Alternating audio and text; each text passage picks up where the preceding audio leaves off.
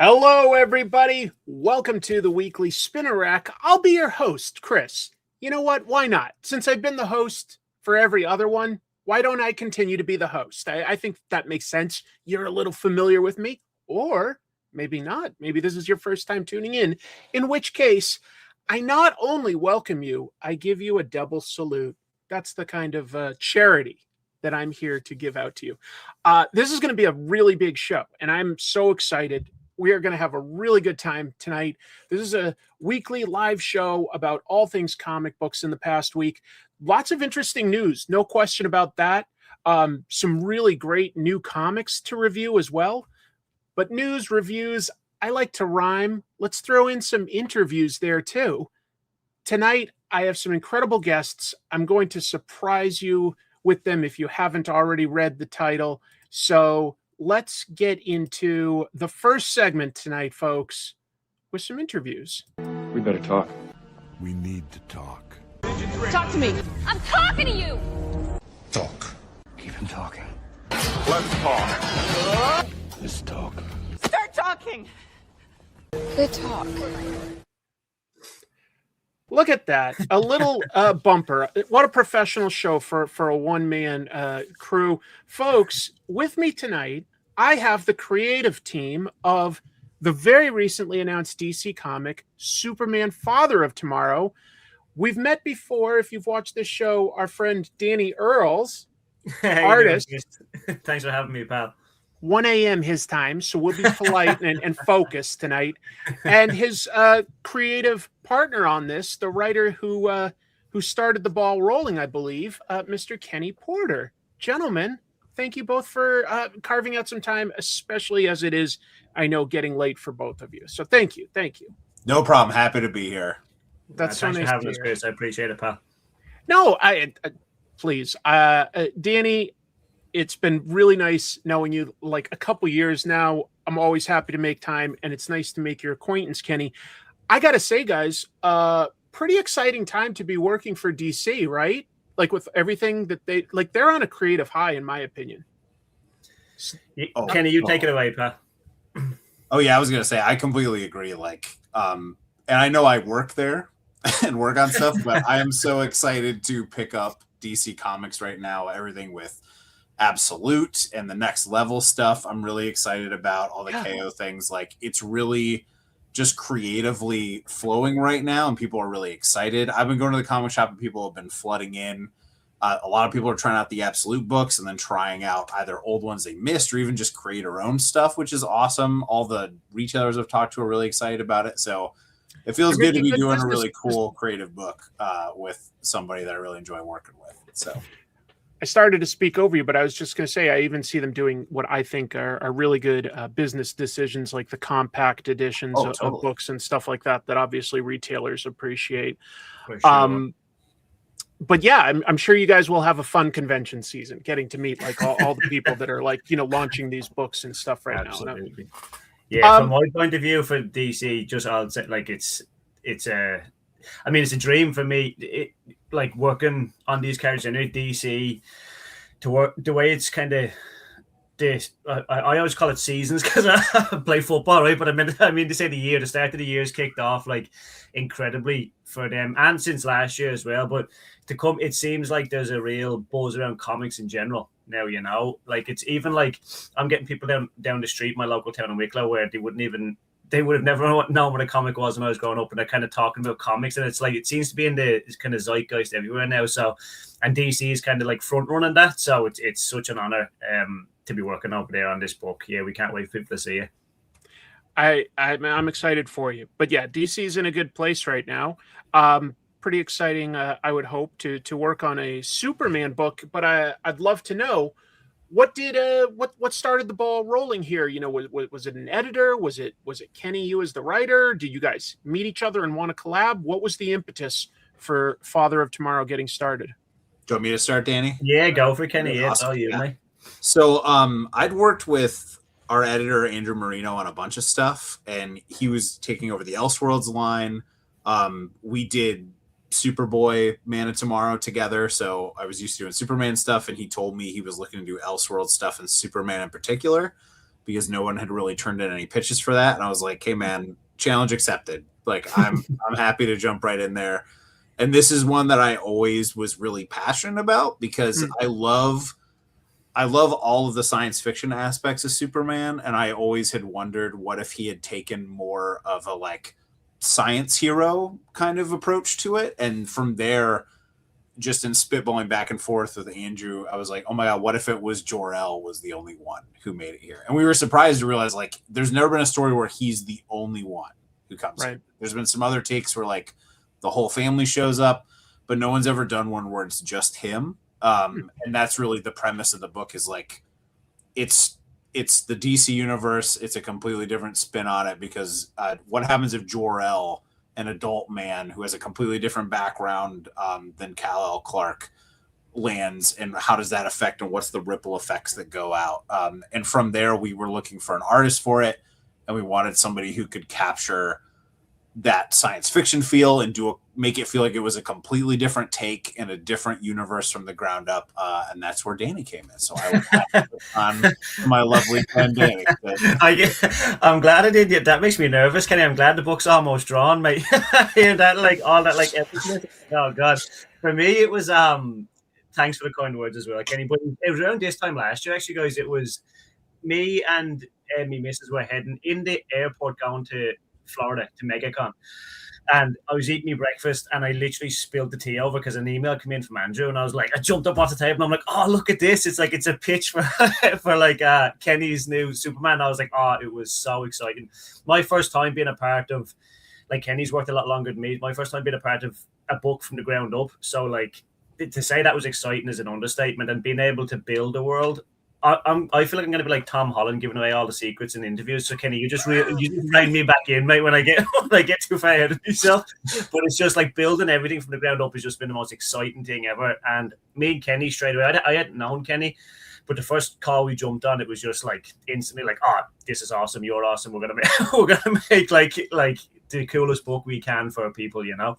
I mean, it must be nice, Danny, getting to stretch a few new creative muscles that we haven't gotten to see from you yet, because we've seen you tackle stuff like cities and horror and stuff like that. But Kenny was just saying this is a little bit more sci-fi. If we think of Superman tropes, you know, we think of the farm in Smallville and stuff like that. Mm-hmm. These are all some things that we haven't gotten to see you draw yet. What kind of inspirations were you looking for when you were drawing this book? Anything? Yeah, good question, Chris. It was super exciting for me. I've got a real passion for sci-fi myself, and I've never had a chance to draw it, like you just said there. I kind of love the kind of what would you say, the hook for my whole design in this book was like retrofuturism. So like looks futuristic, but if the future was set in the 1960s or 70s or 80s with buttons and wires everywhere, like kind of almost old school comic books as well, like in that respect, like Barry Windsor Smith's Wolverine, that wasn't a direct influence, but just the way it's just overcrowded and it almost like it feels real, but it's kind of like a more designy element to it. But getting to do that and to draw sleeker stuff, I love that stuff, because it's like you said, horror is my favorite genre and stuff, but getting to kind of design this world from the ground up and going back and forth, it was so exciting and so fun and so different. But to get to do it over a longer period of time, it becomes a little bit more natural and stuff, and you kind of enjoy it. But as far as influences, I don't tend to look at like a ton of comic books anyway, Chris, and when I'm drawing, like, so I don't. As far as artists, not really any. I suppose like Sid Mead is like, obviously he's a concept artist, he's a designer, right? Like Sid Mead's incredible. I love a lot of sci-fi stuff, you know. Stuff, exactly. And I love the Tron films, the older design of the Tron films and stuff. So tapping into that sort of, like I said, the Tomorrowland from like Disneyland and stuff. Like if you look at those, do you ever remember in the first Iron Man film when Tony Stark's talking to his dad and he has like it's like the Tomorrowland kind of stuff? It's all that like 1960s future. That's kind of what I really wanted to ground this world in, and Kenny and Andrew were up for it, so I just kind of went gung-ho at it. That sounds awesome. That sounds great. And now you mentioned that, and I start thinking of like retrofuturism, and I would love to see a Danny Earls Metropolis or something like that someday. But anyway, well, you're good at buildings, so like you're good at architecture. I love it. You maybe might see it in this one. And so the DC, it sounds like they gave you guys both a ramp to get ready, instead of just sort of like announcing it and like you have to like sort of, you're doing it like the month before it comes out type thing, like where you see like, the train track isn't always built. Like how long ago did you start this? Because Danny posted like on Instagram, for instance, a thick stack of pages that are done. Yeah, we started, I think like you said, we started talking about a year ago, and I started writing immediately because I had the whole outline. Like we changed some of the details after we talked because we came up with some cool ideas together. And that's always, and I mentioned this a little bit to you before we jumped on. Every time I wrote an issue, we got on a call and we talked it out because I wanted to know exactly what Danny wanted to put in it and what spin he wanted on it. So every time I did an issue breakdown, every time I wrote a script, we got on a call, talked through, what if we approach it like this instead? What if we accent this character thing? And that led to changes down the road. But I already wrote the whole thing, and Danny's working on the last issue now. Like he's drawing the last issue now. So the whole thing, if people are worried this isn't going to come out, brothers, sisters, folks all around the world, I got news for you. It's already almost done. It's pretty much done. We've been working on this for a while.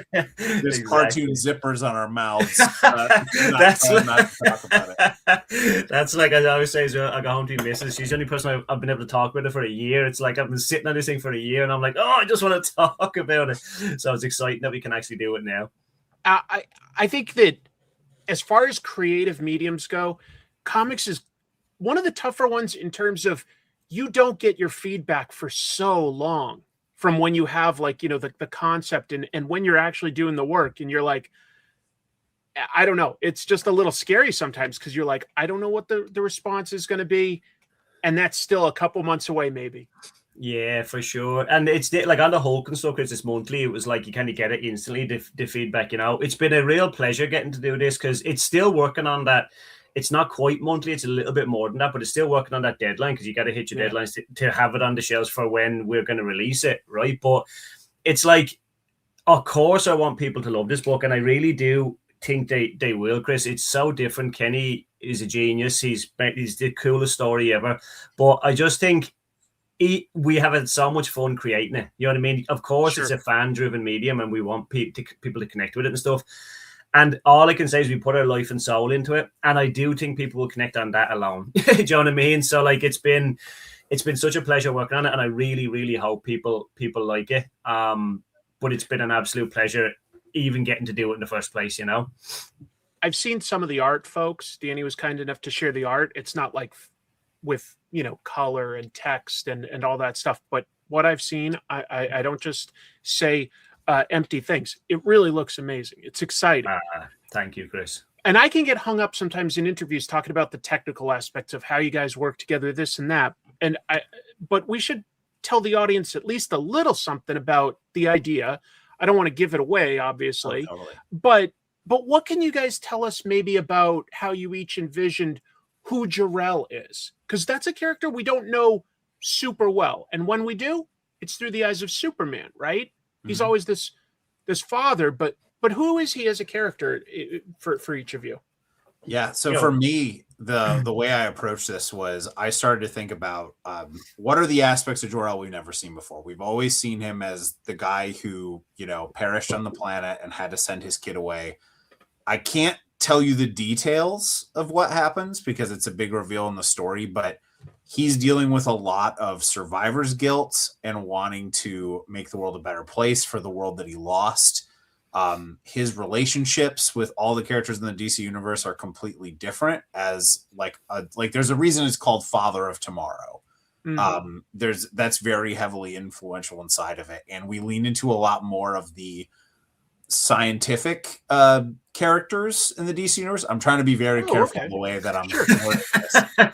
And there's a really I can't tell you what it is, but there's a really crazy twist to that as well that will come. But there's you'll see a lot of familiar things reimagined, and then a lot of things you have never seen before that Danny absolutely knocked out of the park. And I felt so bad every time I had to write a page of just like, okay, so again, something no one's ever seen before, so you have to make this up completely whole cloth. So we really take because I've done another Elseworlds book that was called DC Mech that was like, what if all the DC characters were mech pilots? Because like I love Gundam and Evangelion and Robotech and stuff, and I took the same ethos of like, if this one thing changes, everything else rippling out has to change because of it, and who makes what decisions because of that. How do people change? How do their motivations change?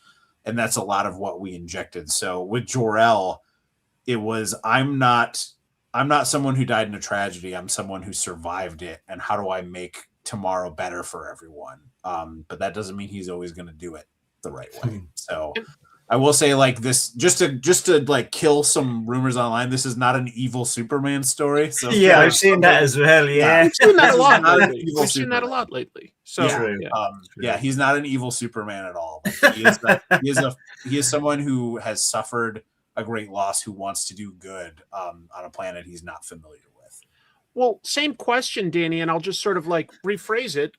You know, when you're drawing Jor-El instead of drawing Clark Kent, Kal-El, etc., what did you look at that you were going to do that's unique for you know, not just his look, but maybe the way he moves or anything like that? Like what kind of thought went into that for you? Yeah, that's like one of the most exciting things about kind of comic books in general, Chris, is thinking through things. I love designing and thinking about how a character, like I remember seeing like Frank Whiteley's design sheets from how Clark looked to Superman looked. Like it's just so, like, I didn't do that because I'm not Frank Whiteley and I don't think anyone is, right? But like I wanted to kind of have like a so he's Superman, so he's stoic, but a gentle stoicism. So like always having like you've seen somebody art, Chris, you see like there's always a gentleness to him. Like when he's in his regular clothes and stuff, he's quite I don't want to say emotional. There's emotional beats and stuff pages in the book, but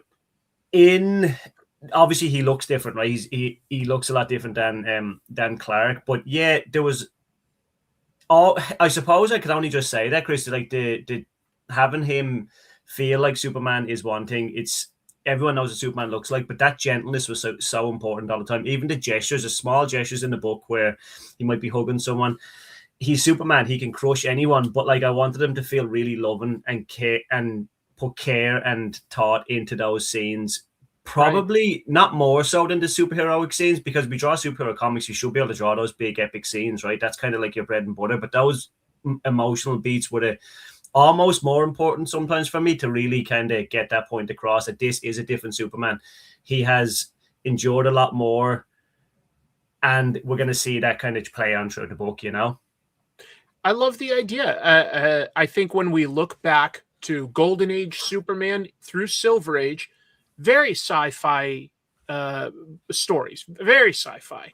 Yeah. And as superheroes became more codified as their own thing, I think sometimes we lose some of that sci-fi idea, but I love an excuse to inject some of those science ideas back into the character. I think that's something that hasn't been overly done. For sure. Absolutely. Just amazing to think that we've got a character like about almost 90 years old that we can still find some takes on. That's what I think, Chris. When I first read the pitch and then I kind of got Kenny's scripts in, that fascinates me as well. Like this character's, the longevity of him, you're still thinking new ideas. Again, that's Kenny's the brains behind it. I'm the brawn. I'm trying to just do the heavy lifting of getting these pages done and dusted, but Kenny's You're holding me up and giving me good ideas at the same time. You're strong enough to hold me up like a circus strong man. I'm confiding in you from above. So, what can you guys share with us about how you decide to collaborate? Like, you know, is it texts, emails, phone calls, all of the above? Is one way more than another, or Zoom or something? All of it. Yeah, all of the above, Chris. Like you said, it's super important for me kind of when I'm working to get in touch with the writer before an issue. More so because like there's something might be in a script, and like Kenny's scripts I always kind of say, give us as much detail as you can, and I'll kind of decipher things from there, you know. But there might be a beat in there that Kenny says, like, hey, this is an important one. We got to kind of highlight this. And just to connect, like, on it anyway, just say, hey, maybe we could change this or do this, or I love this part, just to kind of feel like we're both in this together. Like, I love the collaborative side of comic books anyway. That's my favorite thing about it. So I love it. I don't just kind of, well, I do kind of hold myself away, but I'm also like in touch like often to be like, hey, what do you think of this? Or look at this page, or do you think this is cool? Like, always, like, all the time in touch with Kenny the whole time. But we jump on a Zoom, but then there's always WhatsApp messages flying back and forward as well. Gotcha. Just kind of curious about that as time goes on, like, you know, our ways of collaborating in comics have evolved. And I was just kind of, I get hung up on the technical stuff sometimes, but it's just, I'm just a fan of structure and ideas and themes. So, like, my questions, I know, tend to go there, and I'm like, oh, but we're speaking to an audience, and I should, like, give them a little bit to hook them onto the story or something. For sure. Like, what has already been shared by DC that you could tell us about, you know, like, if somebody hadn't heard about this yet, like, what can you tell us is this comic? Is there a sentence or two you can say? I think that based on the covers that came out, there's a really great cover. There were two other covers that came out, one by Gabriel Hardman that's awesome, and then one by Riley Rossmo too. That's really good. That's like a throwback to like Norman Rockwell paintings of like a Daily Planet instead of like a New York Times sort of thing. In that, it kind of highlights something from the issue, which I can share, which won't spoil anything, is Jor-El's approach as Superman. So you'll notice in that cover that Riley did, he's got a lot of like tech stuff on him and everything. He has these incredible powers of strength, but still his greatest asset to him is his mind. So if he can solve something first without hitting somebody, he will absolutely do that. And he will only, and that doesn't mean he's in action. Like he doesn't like not take action and help people.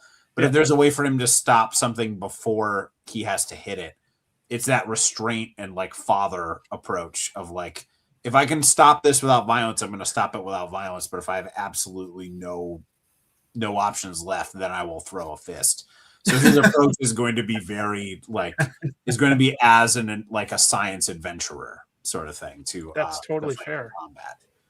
Yeah. Yeah.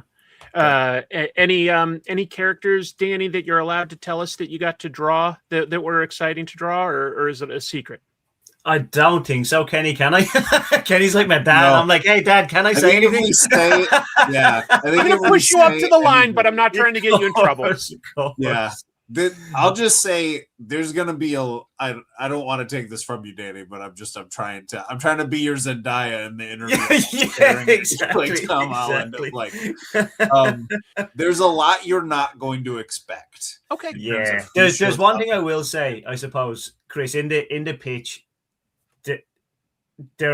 I've got to draw so many characters in this book, and like it's just been like character after character, and I'm like, I cannot believe I get to draw these professionally. But in the pitch, there was one I'll say character that I couldn't believe. And I was like, wow.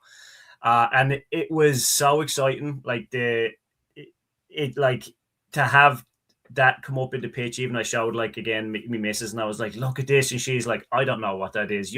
I don't even read comics. And I'm like, yeah, but I'll tell you.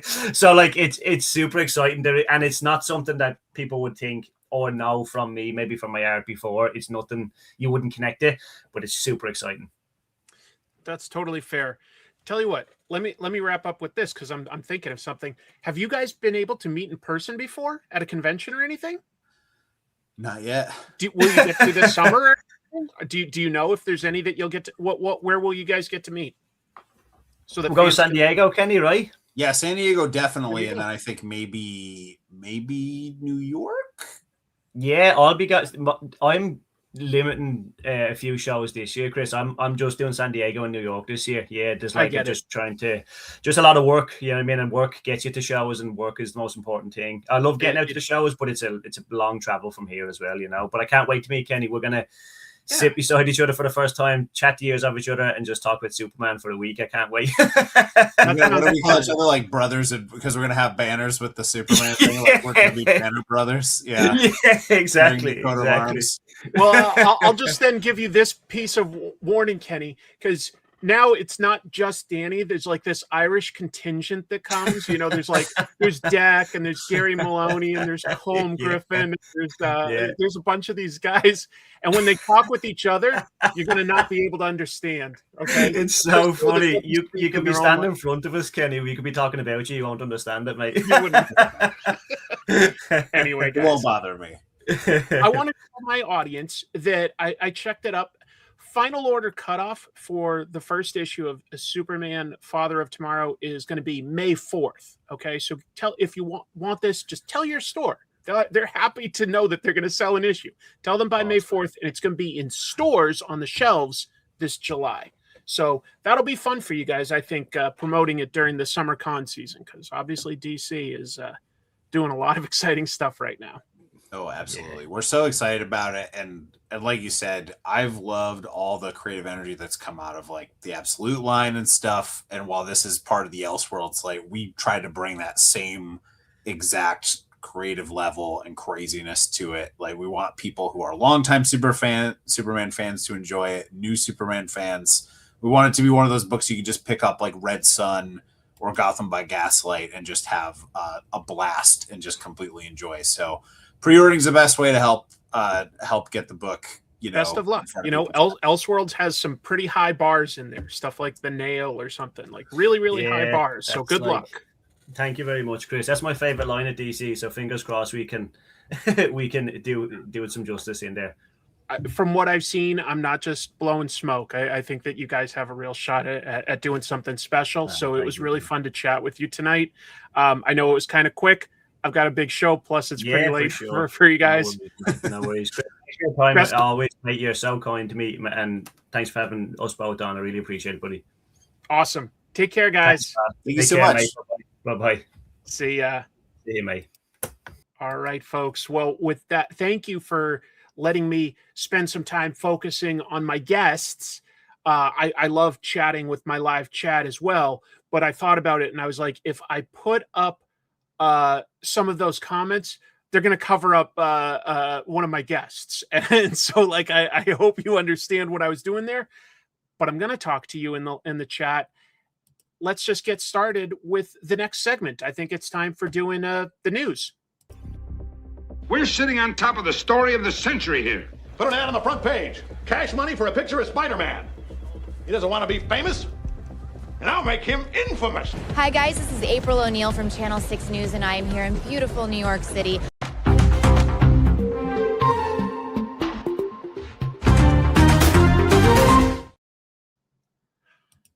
Here, I'll throw up the banner, too. That was fun. That was super fun for me. Yeah, no, I haven't yet. I'll probably find another copy before I find the current one. Let's see oh, that's a good question. I should have put that in front of you when I was talking to Danny and Kenny. I believe it's 6 issues. I'm almost 100% sure that it is 6 issues, and I'm pretty sure that each issue is something like 32 pages. Danny's drawn a lot of pages. It's amazing. Hey, appreciate the super chat. Much love, Chris. Keep up the excellent work. Hey, no, thank you. Thanks for being here. Appreciate it. Oh, I'm sure that Jor-El would count as a super zaddy. I'm sure of it. He's got a beard. He looks more modern than Clark. And time for some sugar-free Mountain Dew Baja Blasts. Thank you very much, Steve, for the support. I just have a little Mountain Dew, Diet Mountain Dew, but yeah. Although I did, folks, I'm focusing more on drinking more and more water. I do like some flavor enhancers. I found out that Mio has flavor enhancers that also has some caffeine. I love caffeine, so I'm pretty happy. But I am drinking more water. Let me get my earbud out now that we're done with the interview. And we'll get started with the first news bit here. I got a few pieces of Marvel news I'll load up on. Yeah, I know. That's my sister. She's allowed to tell me what to do. So this comes from Bleeding Cool. They specifically said that they heard through the Comics Pro retailer event last week that Marvel is claiming that their upcoming first issue of the relaunch of Daredevil is the most copies they've ever sold of Daredevil. And just to be clear, we know that at certain times Daredevil has sold up to 200,000 copies. So that's some big numbers. Let me acknowledge this. Wow, I appreciate the support, guys. Well, thank you. I love having watchers. And I'm sorry, Chuck, I can't see the exact sticker, but thank you for the support, buddy. And hopefully I get to see you in person real soon. Chuck lives in my area, and he's an artist. Every once in a while, we've shown off stuff that he does. But you should look at that name, CK, on Instagram. He's got some great stuff. And he drew this PFP, for instance, of himself. Flavored water, Arizona, and Gatorade. Okay. I am a fan of the Mio flavorings. Anyway, so yeah, they've got this new Daredevil. Stephanie Phillips writing, Lee Garbett drawing. Comes out in April. Now, let's be clear. Why is it the best selling of all time? It's probably because it's got a blind bag. I am at this weird point right like now. The zeitgeist is I'm seeing comic sales that are fantastic. You know, the Energon universe sold $6 million or 6 million copies or something like that. Absolute DC has sold 8 million copies. These are big numbers when we're talking millions. But it's like, and I'm even seeing like other things, like, you know, like new creator-owned series like Dork and White Sky. They're like selling out. And I like that. I do. Here's where I get nervous. The blind bags keep setting these new records for a title.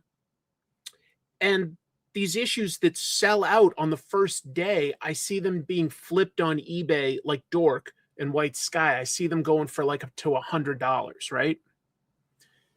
And I look at that and I go, the amount of good comics coming out from things like the Absolute line at DC, I think it's got the interest of speculators, like I very, very much saw in like 91 and 92. And I do worry about what that can do for the industry within like about a year's time. I hope that publishers don't feed into it too much. They're a business. They're going to give people what they're asking for. But you have to make smart decisions. You know, like, does every single issue deserve a variant cover or a blind bag? Let's try to keep it to something special. Oh, look, it's my buddy Mike here with some support. Thanks, Mike. Keep guzzling that H2O. Yes, like Daredevil. I'm positive he stays hydrated. Maybe put it in a blind bag so you can't immediately tell it's water. Who knows what I'm drinking? Blind bag drinks. Mike has revolutionized the hydration market. Maybe it's just water. Maybe it's Mountain Dew. Maybe it's Logan Paul's Prime. Maybe it's Ball Sweat. Those last two, maybe it's the same. I'm not against all gimmicks, by the way. Some of them I think are fun. I've bought plenty of variant covers in the last several years. I've bought a few blind bags. I think it can be fun. But I do see signs that like things are very healthy, and I see a lot of creativity in some of the best comics I have seen in years. I'm not kidding. Like, I sincerely think there are some fantastic comics coming out right now. But I do worry about like speculators. I'll say infiltrating the industry and what that, and I don't mind that part, but I mind that they will one day realize they can't flip things quickly, leave, and the industry will deflate. I've seen it happen before. We've seen it happen with other things, like people get into like NFTs. That obviously didn't go anywhere. People at the end were left, you know, with worthless junk. Thank you, Larry. Not totally unrelated. I highly recommend the film Good Luck, Have Fun, Don't Die. It's like 12 Monkeys mixed with Groundhog Day, Looper, I think he means, and Black Mirror. I will see that. I'll probably wait to streaming, but I am curious. Well, yes and no, Noah. I'll just say what Kevin Smith and Quesada did on Daredevil was fantastic, and it was like probably the most important book in the Marvel Knights line. But Marvel was almost dead at that point in time. They had declared bankruptcy. They didn't know what to do with some of their major characters. Initially, those books were not selling that huge, even though we look back at them and they're critically acclaimed and they've gotten lots of trade paperback reprints. Just to be clear, the initial numbers, not that amazing, just to be clear. Thanks, Steve. Blind bags, I am mixed. I am too. For instance, I thought TMNT 13 got the cover that was on. Oh, I bought TMNT 13, got the cover that was on the shelf. Lame. I mean, make it different if I pay more for it. I heard a lot of people had that issue with Ultimate Endgame, Beyond the Damages, by the way. Ultimate Endgame, some people got the cover, the main cover, cover A by Mark Brooks, and it's sort of like, why is that even in there? It should only be variant covers if you're going to do a blind bag program. Like, what's the point in opening it? And I'm like, wait, I got what I could get on the shelf? Like, that's not a surprise. That it's not like that's a bad cover. It's just, it defeats the idea to me. Yes, you see what they did there. By the way, I have heard some people complain that it is ableist to refer to them as blind bags. And at the same time, I'm like, I think that that's a fair term because it's a real phrase to buy something blind, as in you haven't seen it. I don't think that's ableist. I think that that's literally using the definition properly, but maybe I'm being weird. All right, what else? Beyond the variant covers that you can get, by the way, on this book, top tier creators, Dan Panosian, Peach Momoko, Joe Quesada, Daniel Warren Johnson, they will have some original art covers, like one-offs that you might be able to get, like randomly inserted. You might get an Alex Maleev hand-drawn cover or Dan Panosian hand-drawn cover, and that would be cool. But to address one concern people have, Marvel claims to have done more testing on shipping these so that they won't end up with what they got with Ultimate Endgame, where there was all sorts of spine ticks. They had lots of damages throughout that whole blind bag program. Supposedly, they've addressed that concern for this, if that matters to you. Anyway, obviously, I went on a few tangents there. I guess I had thoughts, but, not that funny, right? It's like you kind of tune in for like the jokes and the lightness. Let's see what I can do. Maybe there'll be an excuse to do an impression. Here's my impression of Daredevil walking around in someone's apartment he's never been in before. Ow. Ah, my toe. Ooh. Just kidding. He's got superpowers. That wouldn't happen to him. Marvel's introducing some new characters. New. Half is new. At Comics Pro, Marvel revealed 2 of the new characters that are going to come out of this event. The event Reborn Ultimate Impact. Wonder Man. Hey, wait a minute. We have a Simon Williams. I didn't say Simon Williams. I said Wonder Man. And Hostilicus. All right, I'm a little more interested in Hostilicus. It's a mini series, I think 5 issues, written by Chris Condon. I respect him. Art by Stefano Caselli. Features new heroes empowered by the origin boxes that were taken from the Ultimate Universe. Whatever. I think when you look at this, you can sort of see what they're going for. Clearly, at least to me, this version of Wonder Man is meant to mirror the Yahya Abdul-Mateen version from the MCU show, right? I mean, maybe that'll be Wonder Man's actual powers from the Ultimate Universe. I don't know. This is obviously meant, and that's sort of a case where I go, maybe that's more synergy than is actually necessary. Like, do we need to have the MCU drive the comics? I think it should always be the other way around. But I have to admit, I don't mind this guy, Hostilicus. He's called the Scourge of the Negative Zone.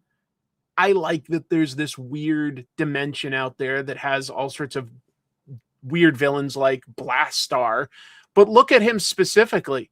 He's wearing Annihilus's mask as a shoulder pauldron. I go, oh, all right. That kind of sets him up as a bit of a badass if he can just, defeat Annihilus enough to take his mask. I kind of like that. That's a subtle way of just building your character up before you even introduce them. Before we even hear from them or hear what their abilities are. That piece of the design is clever. That one piece is clever. I like that. I do think that the MCU overly drives the comics as compared to the comics should always be the driver, but that's just me. I think those are just sunglasses, but who knows? I'm not an expert. The One Piece is real. Annihilus, Hostilicus, Sourpussicus. Sourpussicus is coming? Sold. I'd buy a variant of that and make it chromium. Make it chromium. 2 Wonder Men is clearly better than 1 Wonder Man. Clearly. Thank you very much. What else is Marvel talking about? Oh, boy. If you need an indication that DC's kind of doing better creatively than Marvel, I think that this is sort of a good example because it came from you know what? I'll just give the news. Last year, towards the end of the year, Marvel launched the 5-issue cosmic miniseries event Imperial. It was a murder mystery that roped in all the different, outer space aliens and superheroes and cosmic beings. A good idea. That's a cool corner of Marvel that it kind of goes hot and cold. People are interested in a few characters, then there's not enough going on out there and people lose interest. Jonathan Hickman oversaw it and wrote the book. I like most of Jonathan Hickman's work. I like it a lot. And they announced that was going to lead to 5 ongoing series after the 5-issue event. I was like, okay, that's not too big of an event, not too many issues and we get 5 books. Planet She-Hulk, Imperial Guardians, Nova, Exiles, and Black Panther Intergalactic. What happened? Each book's creators were going to do a one-shot, and then they got their standard at Marvel 10-issue contract. When there's a new series that you are currently getting a contract to do 10 issues. But now each of the books is going to end at just 6 issues, except for Exiles, which never even launched. Ew. Basically, writer Stephanie Phillips. She's writing the Daredevil series, but she's also the writer on Planet She-Hulk, which I have heard good things about, just to be clear. I haven't read it, but I did hear that people like it. She was on the Comic Pals show. Love the Comic Pals. And she said, quote, yeah, it is not intentional. I don't know how much I can say about it. I guess I can just say there was a big change in the Imperial line that happened not just to Planet She-Hulk, but line-wide in Imperial. It was not what any of us wanted across the Imperial line. Hickman, Jed McKay, any of us.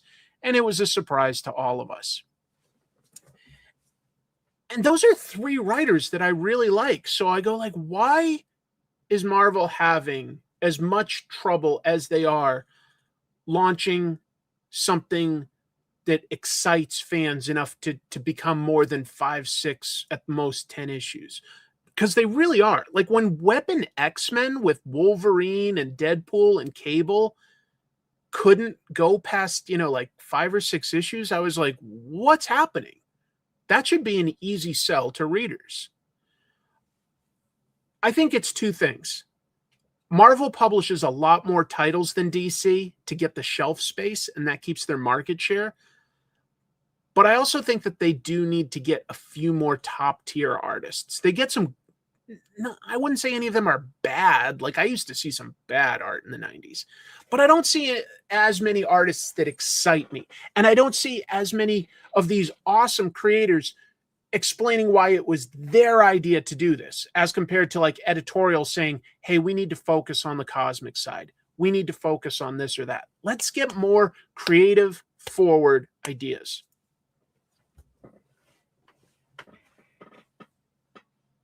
I think that's the original Darkhawk in this series, but I'm not sure because there are two, but I think that's the original. Anyway, yeah, Abnett and Lanning did a great job, but it was also unexpected, wasn't it? The first Annihilation wave leading into Guardians of the Galaxy, nobody was expecting anything, so that was able to come in under the radar with low expectations, become a sleeper hit. For this, they're launching it, and they made such a high profile, like, they had a lot of publicity. Ugh. No, that's probably going to end up only being for patrons, Sergio, my episode about the Crow soundtrack, because otherwise it would never get monetized anyway, because it's got, all the music to it. So yeah. Is it a new house style thing you're talking about? DC doesn't really have that going on except for Dan Mora everywhere. No, I don't think that either of them have a house style anymore. If any of you are young enough that you haven't heard that term, Marvel and DC definitely used to worry a lot more about keeping their characters very much on brand, and the artists couldn't go too far afield. But I don't think either of them are too concerned with house style. Anyway, just something, because I do think, just to be clear, that Marvel has several fantastic titles. They've obviously are ending their Ultimate stuff, but I thought the Ultimates was top tier. I think that Fantastic Four is fantastic, no puns intended. And I think Infernal Hulk is very, very good. So there are several Marvel titles that I am still enjoying, but I'm not excited about the whole company or anything. And by the way, as I said that just now, I didn't say like, I'm reading this, and this for X-Men. I'm reading this, and this for Spider-Man. It's just not exciting me.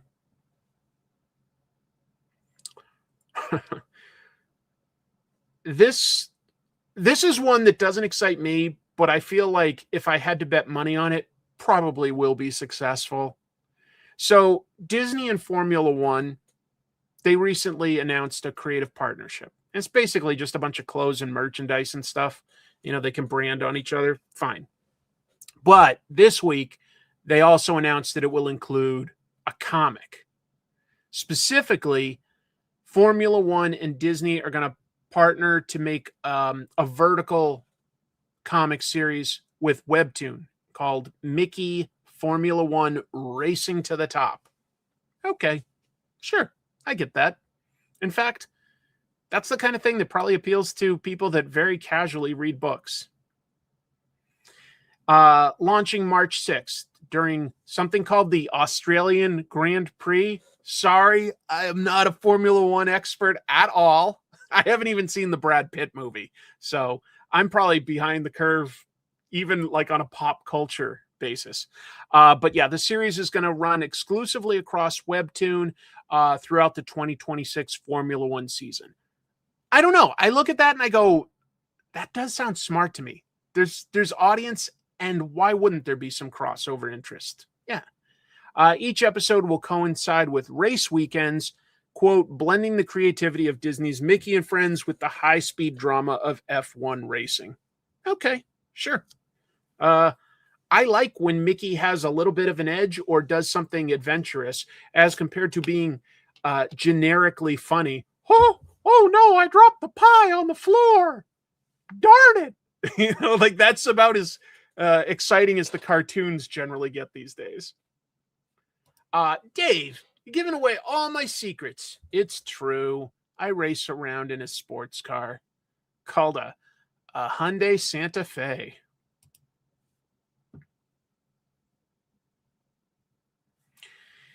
I know how to get Dave to read this. Put Sebulba in here. If Sebulba was riding around in his totally wizard pod racer, I think that would get West Coast Dave Avengers reading it. I do want to see it. It looks kind of interesting. The F1 movie was fun. It felt like they had a lot of callbacks to Days of Thunder. Wow. Now this is pod racing. Are you an angel?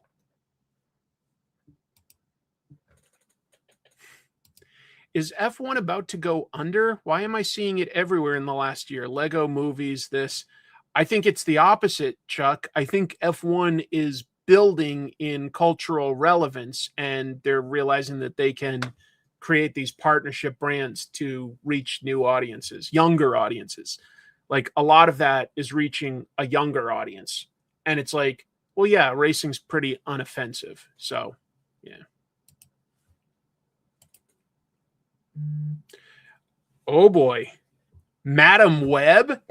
This is what you're all here for. You're all like, interviews, Marvel drama.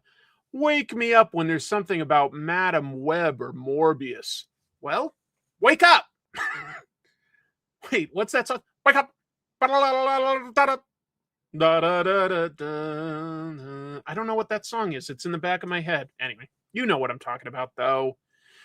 Sony Pictures chairman, CEO, probably a billionaire. I don't know. Tom Rothman. He confirmed that the studio is planning a fresh reboot to the Spider-Man universe after obviously all those spin-off movies, aside from Venom. The Venom trilogy made money, but decreasing.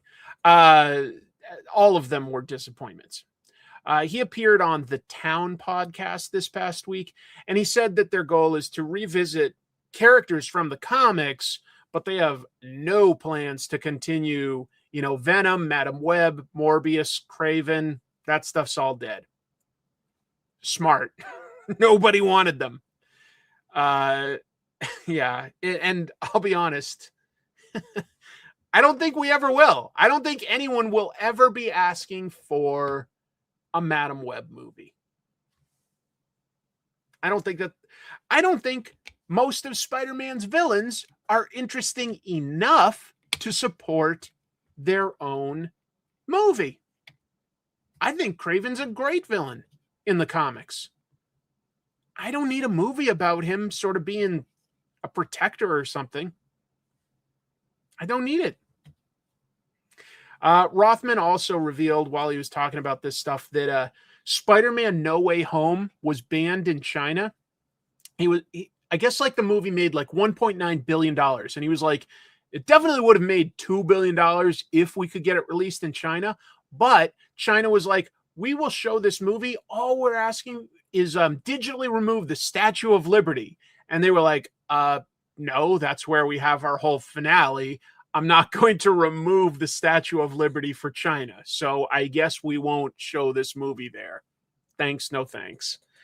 I'm glad that they at least stuck to their guns on that little point. China does not like anything that gets that promotes other countries' politics. They don't like the supernatural, and they don't like, I guess, big groups, more than 20 if they're not registered. No, China was very serious about that. China was absolutely serious that they were not going to show the movie if it had the Statue of Liberty that prominent. It's not just in the background, it's where the final battle takes place. Yeah. China being China. It just is definitely a visual that like America, capitalism, freedom, theoretically.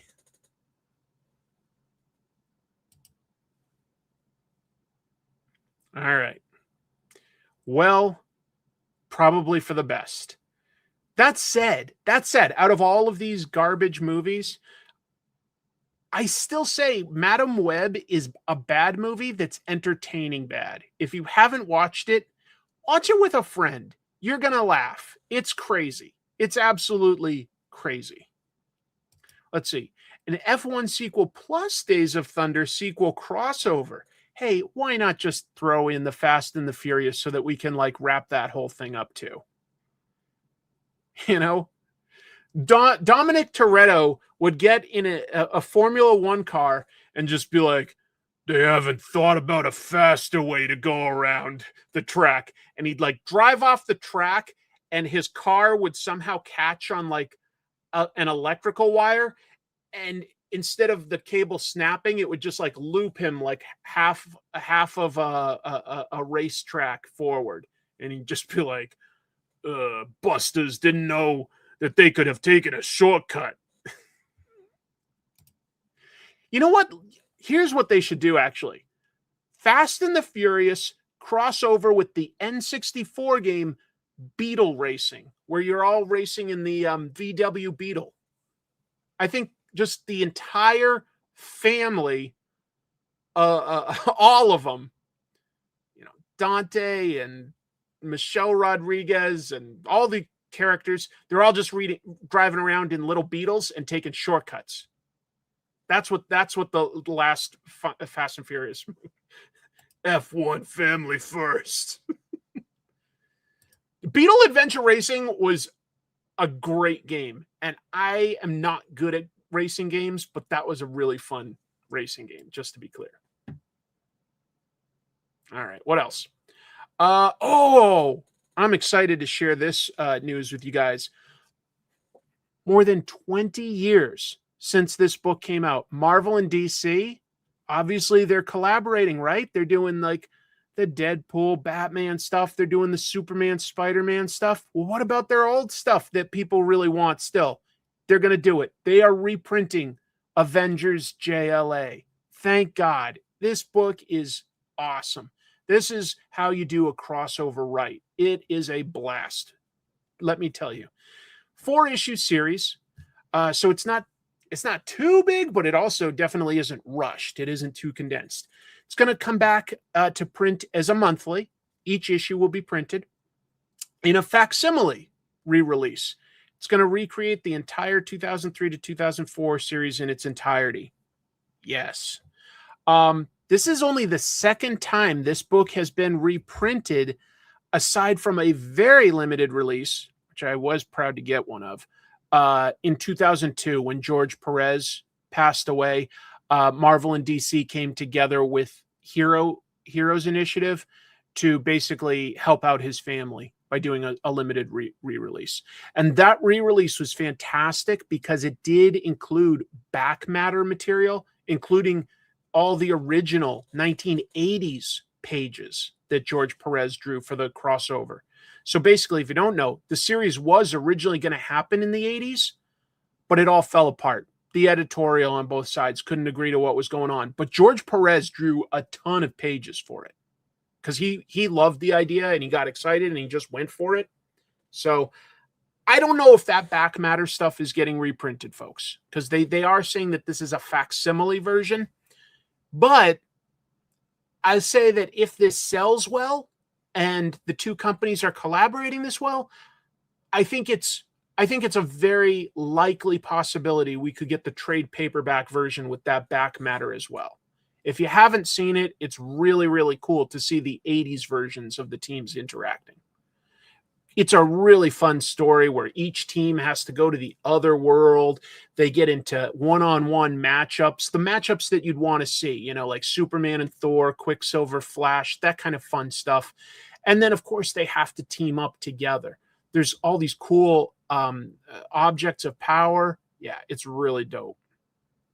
So DC and Marvel had each published these back and forth, and that's the same way they're doing this. DC publishing issues 1 and 3, Marvel publishing 2 and 4.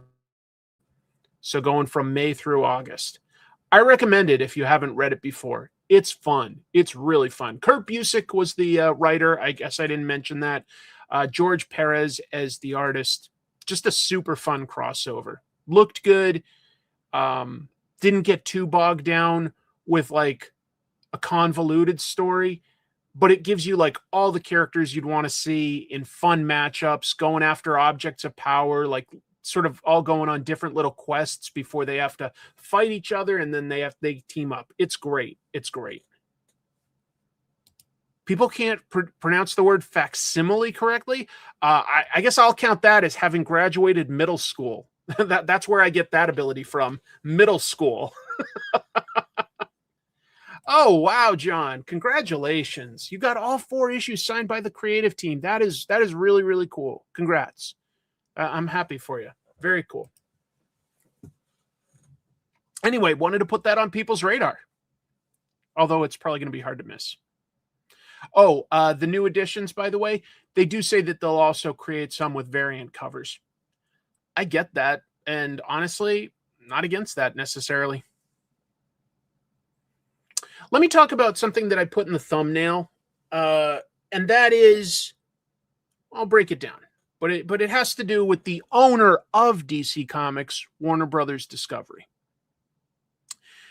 So Netflix this week, in my opinion, wisely, opted not to match Paramount's new high bid to buy Warner Brothers. Warner Brothers put itself up for sale. So right now, Paramount has the high bid. In order for that to actually happen, people are acting like it's a done deal. Just to be clear, it still has to pass regulatory approval by the government, as well as the shareholders of Warner Brothers voting that that's what they want. The vote, yeah, they'd probably do it because it's like it puts money on their table. Regulatory approval, I'll be honest, maybe I sound naive here. I think there's a very good chance that despite what the president of the country wants, that the California government, where this stuff is housed and business operated, I think there's a chance this deal won't get approved. I really do. And if it does not, Warner Brothers gets a big, what's called kill fee because the deal didn't go through, in which case they would probably be able to keep operating as themselves and just have a few $1 billion extra money. But let me get into this. Paramount's winning bid right now values Warner Brothers at $31 a share. They added a ticking fee. It's a lot to go over. But they're also agreeing to pay a $7 billion reverse termination fee. Like if it does not go through, if this deal does not go through, Paramount is on the hook to pay $7 billion to Warner Brothers. And if the deal does go through, they have to pay $2.8 billion to Netflix. Well, they have to pay it no matter what for basically making them walk away. Okay. It's a very complex deal. A lot of working parts. Again, we are talking billions. You want to guess what like the market cap is for Paramount? It's something like $11 billion is what Paramount's worth. Let me tell you what they would be paying. Paramount would end up paying somewhere around $111 billion for Warner Brothers. That's stupid. That's way too much. That's way too much, not just for what it's worth. They will never be able to pay the interest on that. They will never be able to get out of the hole here. This has happened twice before. AT&T bought Warner Brothers, couldn't wring money out of it, had to sell it. Discovery bought Warner Brothers. Obviously, can't make it work as is, putting themselves up for sale again. It's paying too much. The business of it does not make any sense. Trust me, even if this goes through, okay, suppose it goes through, Paramount is only going to be able to have this for a few years before they have to sell it off. I swear to God, there is no way they can get the value out of what they're paying for it. What do I know? Well, I did graduate from business school, which is more than I can say for some of these people. Money isn't real. That's sort of true. The way this will happen, because Paramount is obviously not liquid enough to have $111 billion. They do not have anything like that. They're getting massive loans, not just from a bunch of banks, but also from the Saudi government. That means the royal family in Saudi Arabia, who aren't honestly that great people, would have a big interest in this new conglomerate. That's not awesome. And the Paramount CEO, Larry Ellison, his daddy is a billionaire, and he's putting up a bunch of his money that, like, I might have the number here that I wrote now that I look at it wrong, because I don't know if he has 200 billion. I might have honestly, sorry about this, folks, but I'm looking at it right now. I think I meant 200 million, like 209 million. Sorry. I just want to correct that right now. He would be putting up that much of his own personal money to make this deal go through. Like, if something falls apart, he has money that he would pitch in. He probably won't have to do that. Yeah, look at that. And I think Disney overpaid for Fox, but I'll also say that they've been able to wring a good amount of value out of that. Disney already has, with things like Alien and Predator and stuff like that.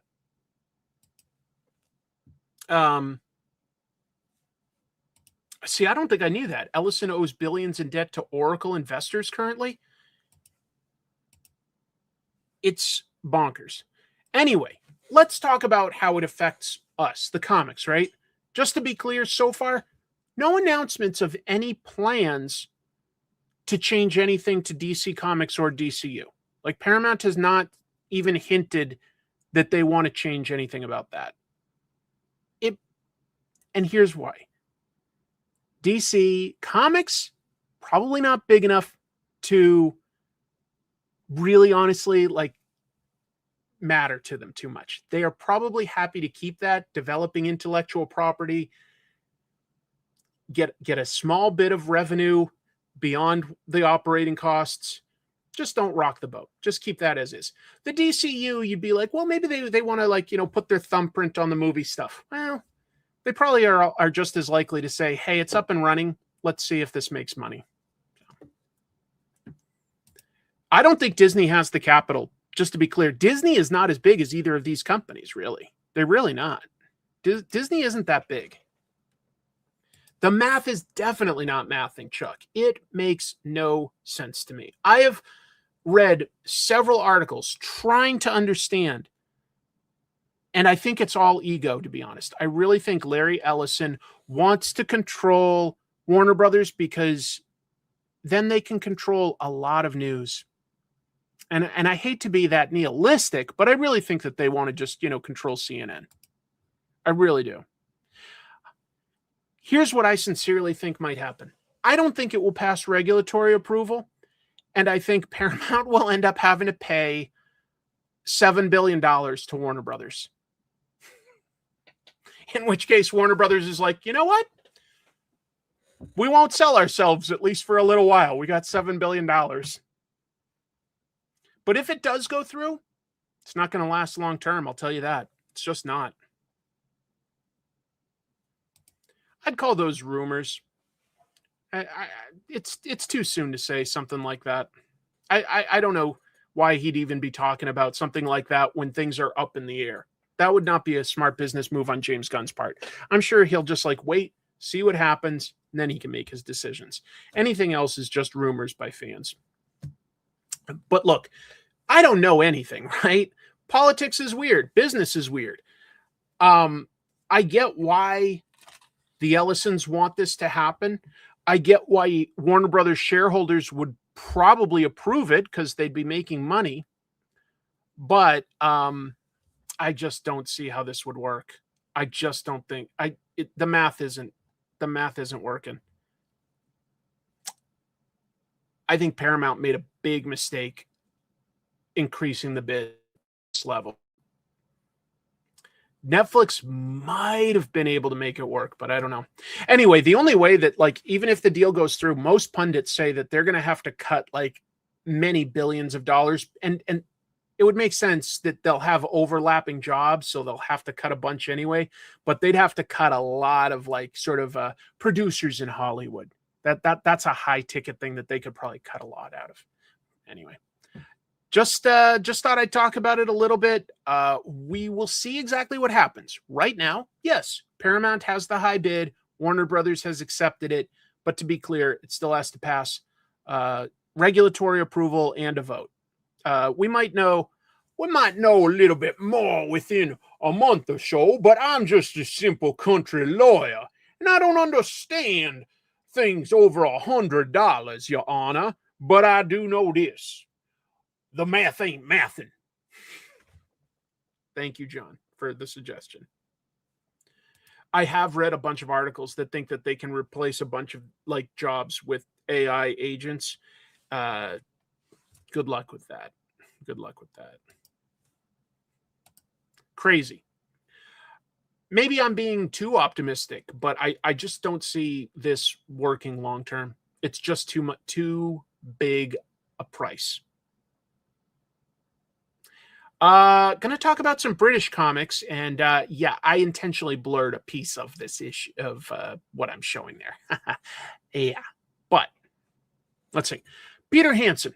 He's a guy that's a retired entrepreneur, and he collected over 60,000 rare British comics. Huge collection. British comics specifically. It is the biggest British comics collection in the world. It includes things like a first printing of the Beano. That's a comic that's still running today, folks, but it started here. This is the first issue, July 30th, 1938. It's basically as old as Superman. Isn't that wild? Hansen is planning to move to Canada. He once ran some sort of a company over in Canada, and I guess he likes it there. Who can blame him? Canada seems great. But yeah, so he's planning on moving from England to Canada.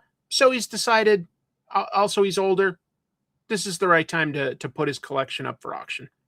It's going to be sold in 3 lots. That actually begins this month. March 11th and 12th is the first of the 3 lots. And among the standouts, there's some original Or Woolley artwork by Dudley D. Watkins, famous Scottish comic. Estimated at, we'll call that $1,000 US. And a very rare copy of the first Beano annual. The annual is pretty rare. And, you know, is the price on that like what we'd see on, say, you know, Detective Comics or Superman? No, it isn't. But it's a massive collection. It's the biggest. It's part of comics history. And I just thought that was a little interesting. So the fun thing about a lot of British comics is they would include a prize with it a lot of times, kind of like Cracker Jack or breakfast cereals. But that would usually be something that they could make out of cardboard, like a mask of some sort, most of the time. But sometimes they'd actually put something like more physical in it, maybe like a little plane or something that you could throw like balsa wood. I don't know. Yeah, I did see that. I wasn't planning on necessarily talking about something that sad, but he did say that it's treatable, not curable. So that is a super big bummer, but I appreciate the super chat, so I'll acknowledge it. Yeah. Yeah, Mike Manhattan. I heard that. Just going back to like this, Paramount has hired Danny McBride, cool, and Max Landis, not at all cool, to each write a G.I. Joe movie script, and then they said that they'll like take the best elements of both and make a movie out of it. You know, the famous G.I. Joe phrase, knowing is half the battle. Yeah, with Max Landis involved, it's like N-O, knowing is half the battle. Like that guy should be hardcore canceled till the end of time. And that is a hard no. Just hire Larry Hama. Dude's, look at this. 325 issues of G.I. Joe. He's still writing it. In the latest issue, he created 2 new characters. He isn't like slowing down at all. Just let him write it. He knows this stuff. He knows what works. I'm hit and miss with Danny McBride, but I would say that like the stuff I like from him is like his comedy, like Kenny Powers, Eastbound and Down. That's hilarious. Or what was the one where he was like a high school principal? That was hilarious. But after what they did with like Halloween, like no, I don't need him working on that.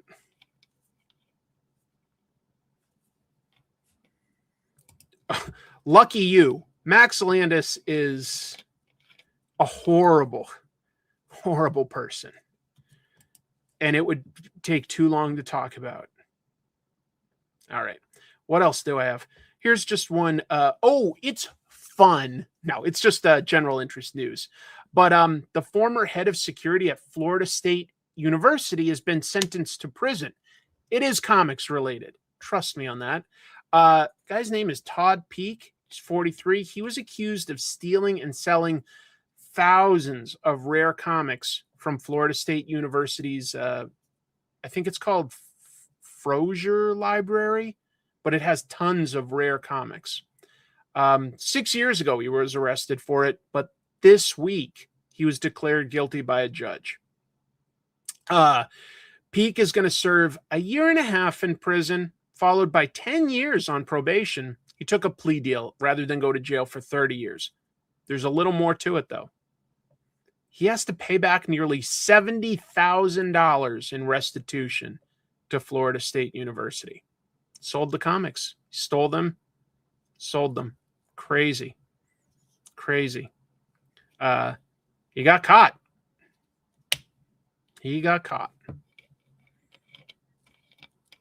Yeah, exactly. Max Landis, I think, was in 2 Red Letter Media videos, and it kind of felt like they didn't really enjoy having him on, from when I remember him appearing. And then when he got canceled, they got rid of him. They got rid of those episodes. So he abused his position of power, but he got caught. Bye-bye. Folks, wow, Kodansha had apparently a great year. Kodansha USA is obviously the USA branch of the massive manga publisher. They shared recently that the overall manga sales in the US went up about 10% last year. But for Kodansha specifically, 3 times that much. They went up about 30% from last year. And 2025 was their all-time best year in comic shops specifically. Some of their best-selling books, if you don't know who Kodansha is, and I get it, they're not Shueisha with Weekly Shonen Jump and stuff, but they're huge. But volume 1 and 2 of Blue Lock, that's the soccer book, Gachiakuda is very popular, and something that I wasn't familiar with, The Fragrant Flower Blooms with Dignity. I don't know, but I guess it sold really well. Coming up, some of the stuff Kodansha has announced include a definitive edition of Attack on Titan. That continues to be a top seller. And they're getting ready for a big spike in popularity on Witch Hat Atelier, which I will say is a beautifully illustrated manga. About learning how to be a witch. Anyway, there's an anime version of that finally debuting next month. So, something that is racist. Back then it was considered humor, so I have blurred it. Yeah, Witch Hat is really wonderful. And I need to get caught up someday on it, but yeah. Anyway, one other thing, Kodansha just recently released a Ghost in the Shell Legacy Edition box set of the original Shiro Masamune manga. It's really cool, early cyberpunk stuff.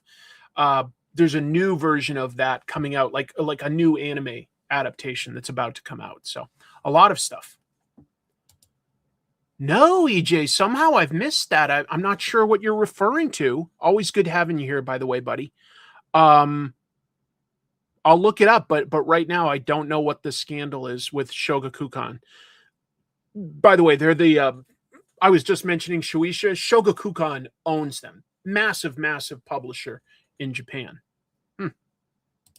Did anyone see Appleseed is getting a hardcover omnibus from Dark Horse? Dark Horse makes the best deluxe manga editions in the US. Fantastic. There's stuff for Berserk. I have for Lone Wolf and Cub. I don't know if he's still here, but my buddy Dave from West Coast Avengers, I got him a copy because I was like, check out this early manga, see if it's for you. Really. Oh, good. Thanks, buddy. I'm glad that you enjoyed it. Anyway, yeah. So I'll have to look up Shogakukan, but Kodansha had a great year, obviously. Wait. Shogakukan editors have been covering up a lot of really terrible crimes by their mangaka, that means their creators, and hiring criminals under different pen names. Ooh, that sounds like huge news. Ooh. Yikes. That is big news. Well, tell you what, folks, I'll try to look that up and maybe I'll have an update of some sort, a news item next week, okay? Yeah. I've got a few manga pieces of news. This one was interesting to me. Basically happened either today or yesterday, but a company called Media Do International, and that's the U.S. subsidiary of the Tokyo Media Do Limited, has agreed to acquire Seven Seas Entertainment. They publish lots of manga over here, primarily hardcover manga. No, some softcover. What am I saying? It's not all hardcover the more I think about it. But big editions. Yeah, they're one of the largest independently owned manga publishers in the English language market. This is just one example of like one of the big titles they have. They do all of Go Nagai's stuff. So Cutie Honey, Devilman, what's the robot stuff? Mazinger Z. Yeah. According to Media Do, Seven Seas, which publishes manga, light novels, webtoons, and I'm sorry, I don't know what this is. Danmei. Where's Danmei from? Has sales of a little over $50 million in 2024. Adjusted profits, $6.6 million. It's a profitable, it's not that little, but little enterprise. And that's down from wherever they were at the high during COVID. All of the comics and manga like spiked during COVID when people were reading more. Yeah, it's super influential and pretty fun. That does not surprise me to hear if there was going to be crime. That's really... Oh, really? Chinese boy love manga. Okay. Good to see you, Winston. Okay, thanks, folks. Anyway, Media Do purchased the publisher for $80 million. I would say that the folks at Seven Seas got themselves a good deal there. Why would they do this?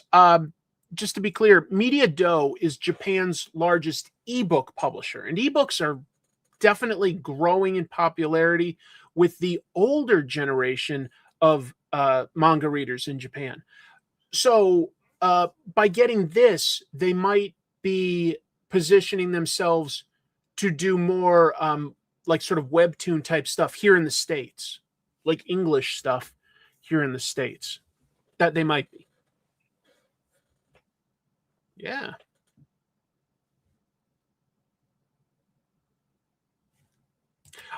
I have Devilman Crybaby, and I never got around to reading it, but I do have the first volume of that. Galaxy Night Express, yeah, that would be very cool to get that. That's a pretty important, influential one. Yeah, if that isn't already in English, and it might not be, the more I think about it, that would, because yeah, that was one that was one of the like anime series that was on TV when I was a real little kid. Anyway. I guess I didn't know that anything about that. I've picked up several of their more, I would say, literary manga stuff. All right. Last manga thing that I have to talk about. If there's ever Berserk news, I'm going to include it because I love Berserk. Just one of my favorite manga. It's just so cool. It's just so cool. Anyway, Dark Horse announced this week that they have sold over 10 million copies of Berserk. That includes both the the Tankobon volumes that they publish and the deluxe editions. But 10 million copies is humongous. 10 million? That's a lot. That's a lot. What else? They also confirmed this week that volume 43 is going to be released, in English, October 27th. So that's something cool to look forward to, because we pretty much only get about one volume a year at best right now. The last English volume went up through chapter 373. In Japan, chapter 383, only 10 more chapters, was released last October. So, just enough to do another volume. That's the right amount. I mean, it's slow, but it's coming. The book comes out slowly, if you don't know, because the creator, the artist and the writer, passed away. But after a few years hiatus, his best friend, who's also a manga creator and the only one who was told how the story would go and how it would end, a guy named Koji Mora, is overseeing the completion of it. He decided he did want his friend's book to see completion. He was the only one that could do it, so he took a few years to think about it. It's going to be an imperfect version, but I'm glad that he's doing it, because it's the only way I'll get like full closure to the story, and I'll take imperfect better than nothing. The last chapter in Japan featured the main character, Guts, getting imprisoned in a cave. And his goal right now is to confront Griffith, finally, the big bad. We're in the final end game. He's ready to confront Griffith. I don't know if he's strong enough in any way to go up against him, but that's his goal, because Griffith just kidnapped his love, Casca. And so, yeah. I am Berserk for Berserk. I don't know who said that first. Benzo maybe, but it's true. I love it. I do. It's going slow, but it's moving there, and I don't think that there's a whole lot of story left, honestly. If I had to guess, I'd be surprised if there were more than 4 more volumes. I would be surprised. Could Conan survive the world of Berserk? He could survive. Yeah, he could survive the world of Berserk.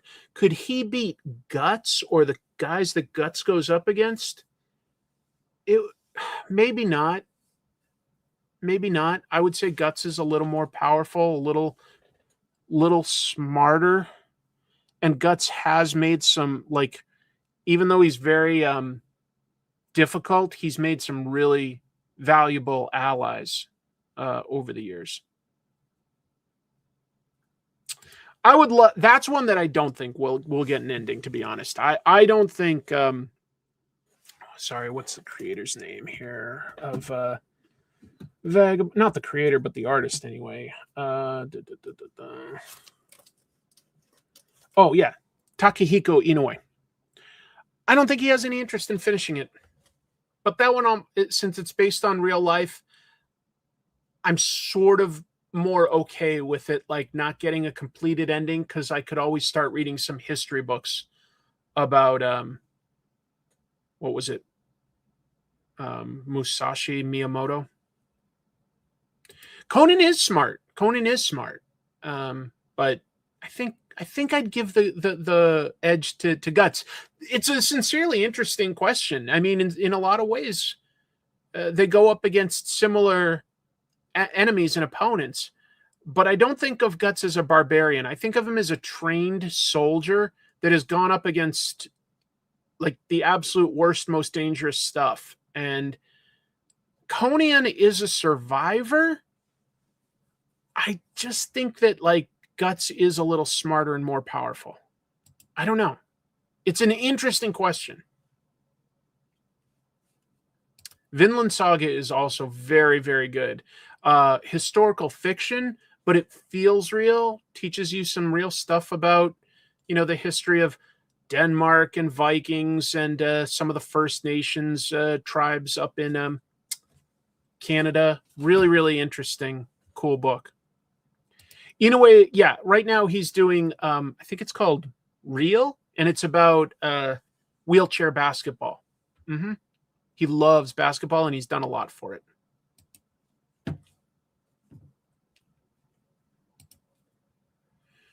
Oh, let me show you just a little bit of this. You know who told me about this comic originally? I think he's here in chat. Is my friend Chuck. So there's a comic book writer-artist, Andrew McLean, if you don't know, and he's got this really cool barbarian book, Lopper. And apparently, as you can see here, it was almost turned into an animated series by Project Studio Q, great anime studio. The streamer that was going to air this ended up basically falling apart through a series of business mergers. But this week, McLean himself shared this. It's like about a 2-minute short sequence that was created as a proof of concept. God, it's gorgeous. So hopefully maybe someday this comes back. It's a fun comic, folks. Features a barbarian character, like I just mentioned, Norgal. And this head that he carries around, that's Agatha, a witch. He carries her into battle. Like that's sort of like a little bit of a sidekick. And yeah, he goes up against giant monsters and lops their heads off. I think the reason Andrew decided to share this is that there's a new oversized issue 1 of Lopper that's coming out next month, April 22nd. So I thought I'd share it. But how fantastic is this animation? It's a real pity. And again, it's not because like somebody looked at this and was like, not good enough. It's just business. The streamer is a mystery, but like whichever it was just sort of fell apart. And so it didn't happen. But I thought I'd share this. I've shared almost all of it now. I don't know if I should, but it's small and I'm talking over it and stuff like that. And if you want to see more, it's on Andrew McLean's Instagram, okay? And if you haven't read it, that's what it looks like. As a comic, it's a good, fun comic, okay? So it gets my recommendation. Oh yeah, you know what? That's kind of relevant. Yes, I did. I like the Gorillas quite a bit, and I did watch their 8-minute animated short film. Yeah, no AI. Dave says all hand drawn, and that's true. But I believe it was drawn digitally. Just to be clear, it definitely wasn't like old fashioned, drawn on cells. But it looks fantastic. It's really good. Cool music. The Gorillas has always pushed itself creatively, and I really respect that. Big fan of Jamie Hewlett, but the music is good too. Yeah. There's material out there that would make for great adaptation in animation. Obviously, Lopper, I had honestly never even thought of it as an animated series, but seeing this just blew me away. Bone would be another that would just look so good as an animated series. I'm convinced it will happen someday, but I don't know where or when. I hope that it's well done when it finally happens. Isn't that amazing, Andy? Also, always good to see you. Oh, that Brunson, that's a great idea. Ultra Mega. Yeah, James Herron's art is a little like this, a little more detailed potentially, but definitely sort of that anime influence. Yeah, Ultra Mega would look good in animation. Oof. You know what? This is an interesting question. I would say I do not watch a lot of anime, but I don't watch a lot of TV either, compared to how much I want to watch, because I've got my job, I've got to create videos. The little time that I have left, I do dedicate to reading, comics, the news, and occasionally, hopefully, some books. I mean, yeah, I think when I look at Last Mermaid, my head canon, it is animated. I look at the gorgeous illustrations that Derek Kirkham has, and it's not like they're exactly the keyframes per se. They tell a story in a very, comic book way, but it's close enough that in my head, I definitely see it animated. Definitely. Yeah. Yeah, exactly. Derek has the background that hopefully it happens someday. I saw the first episode it was interesting. It was quite different from the comic. It took the same basic plot, but changed a lot to make it kind of wilder. What else did I have for news? Some James Tynion news. At Comics Pro, after Tynion promoted his existing comics and upcoming stuff like Odin that I talked about last week, but I'd missed this. He plugged an upcoming new comic character, basically new ongoing.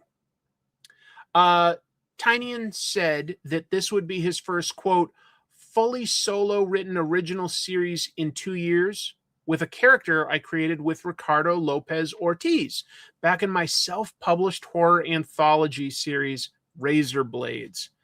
Killboy is my ultra-violent answer to the Absolute line of DC Comics. And I think I get that. It's sort of over the top in a similar way that Absolute Batman is. Tynion has described this in the past as Spider-Man meets Johnny the Homicidal Maniac with extreme manga influences. When Razor Blades was first being published, Tynion had said that his goal was to take a look at superheroes as though they were horror. So it's a new way of deconstructing the idea. Yeah. I think Johnny the Homicidal Maniac is pretty influential to a lot of artists and cartoonists. I really do. More and more people, I think, have been saying that. I'll be honest, it sort of lost me early on. I didn't think it was bad. It was just that it wasn't comparing to the charge that I got out of reading issues of Absolute Wonder Woman and Absolute Batman. But maybe someday I'll go back and read it in trade paperbacks.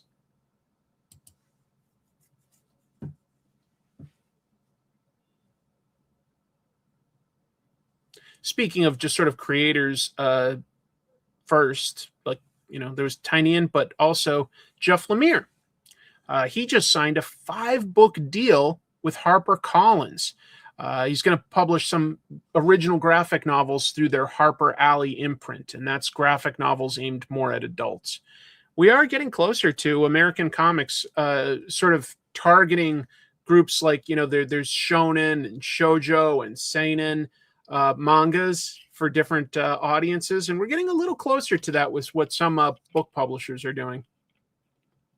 Anyway, the deal is going to begin with a 3-volume series, Supernatural Detective, that kind of always works, along with artist Teddy Christensen, and that's called Mr. Oblivion. As for what it is, well, Lemire described the book on his Substack. He said, quote, Mr. Oblivion follows Marty McCabe, who was once the world's greatest occult detective, Mr. Oblivion, but now, 20 years later, sells real estate in the suburbs and struggles with middle age, marriage, and a teenage daughter. But when the demons of his past return, literally, Marty must once again put on the fabled Merlin mask to save his family, even if it eats his soul alive. All right. I don't know if I've ever seen a family man supernatural detective, to be honest. All 3 volumes of that series are going to be a little over 200 pages. First volume is coming summer of next year. As for the other 2 books, Lemire said that he's going to do a book with Walking Dead artist Charlie Adlard. That's all we know. And the 5th book, he said, is still a surprise. So yeah, I'm going to also be doing a book about a dad. It's called Hardcore Dad. He's just really tough, single dad, big bushy mustache, has a baby, does hardcore stuff. Anything hardcore.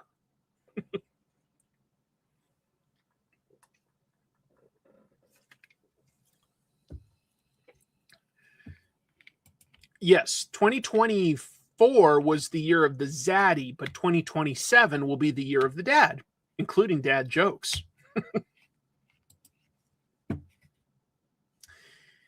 Speaking of some horror stuff, Oni announced that it's going to publish several creator-owned graphic novels in time for Halloween. So I've got little summaries of those. We've got A Ghost Arm Made of Angry Ghosts by Oliver Mertz and Alex Diotto. Weird tale of conspiracy, faded superheroics, and suburban angst in 90s Washington, D.C. Ooh, that was a good place. Yeah, there were some damn good musicians in 90s Washington, D.C. 16-year-old Ari Ackerman just witnessed a murder or two. Or maybe he didn't. He's not quite sure. Moondeer is by French cartoonist Yoann Cavege. To keep his precious egg safe from the mysterious hunter on his trail, little Moondeer must flee across the infinite and empty space at the risk of his life. So that's sci-fi as well as a little bit of horror. Haunted Comic Club, I used an image for that one. It's by Josh Tierney with art by Caitlin Solomon, Will and Anita, two lonely tweens who find themselves alone together in the art room of the local after-school club. After gushing over each other's work, Will's writing and Anita's art, the two team up to make their own comic about a local urban legend, a teen counselor who haunts the club after a tragic demise. And finally, they announced Canticle of Lost Souls, written by Michelle Monteleone and illustrated by Freddie Tonto. Teenage orphan Leia lives in a small village a few miles away from the Deadly Swamp. According to local legend, in ancient times, the swamp was a lake with an imposing castle at the center until someone awoke something behind those walls that needed to be kept asleep. Anyway, could be fun.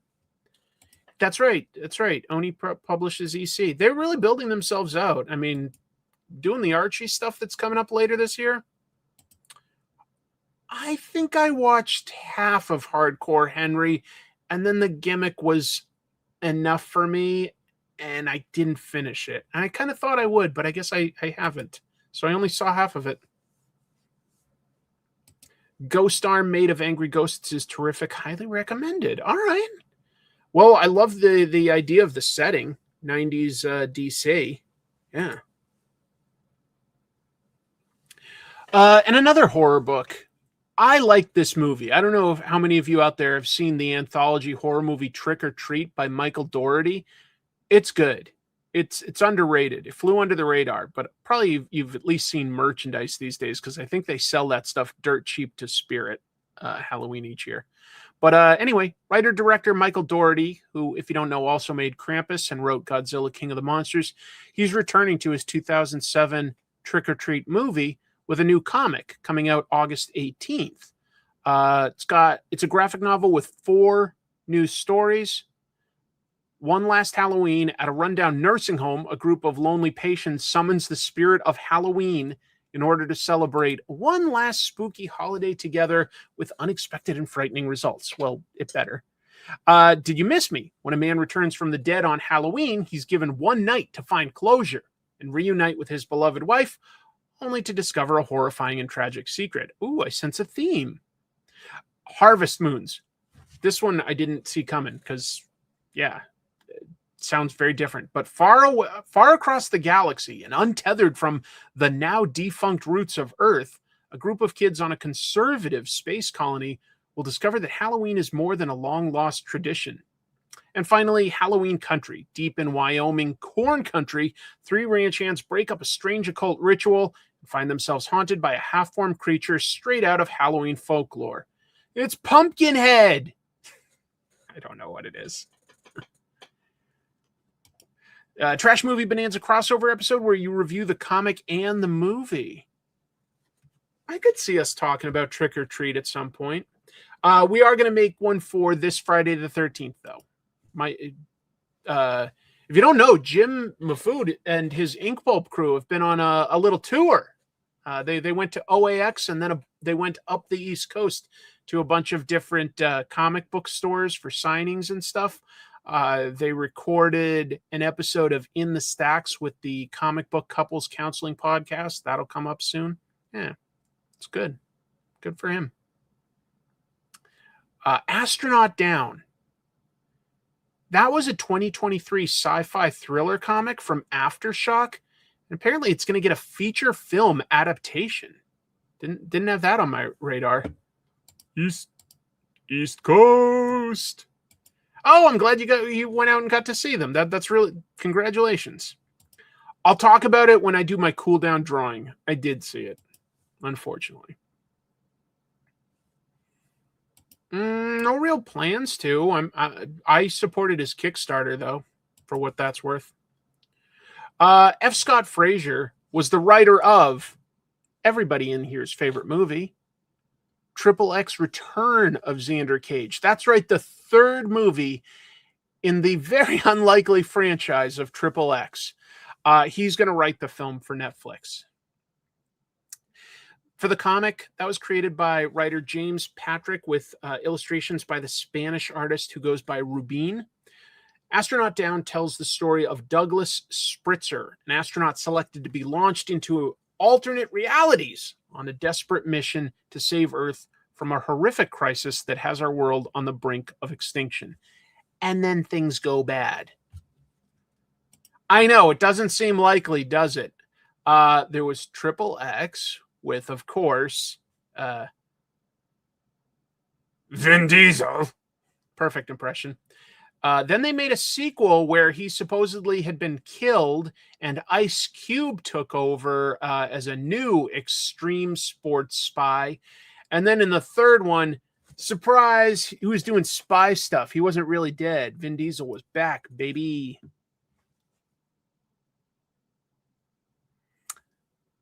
This is my last piece of news, and then we'll do some reviews.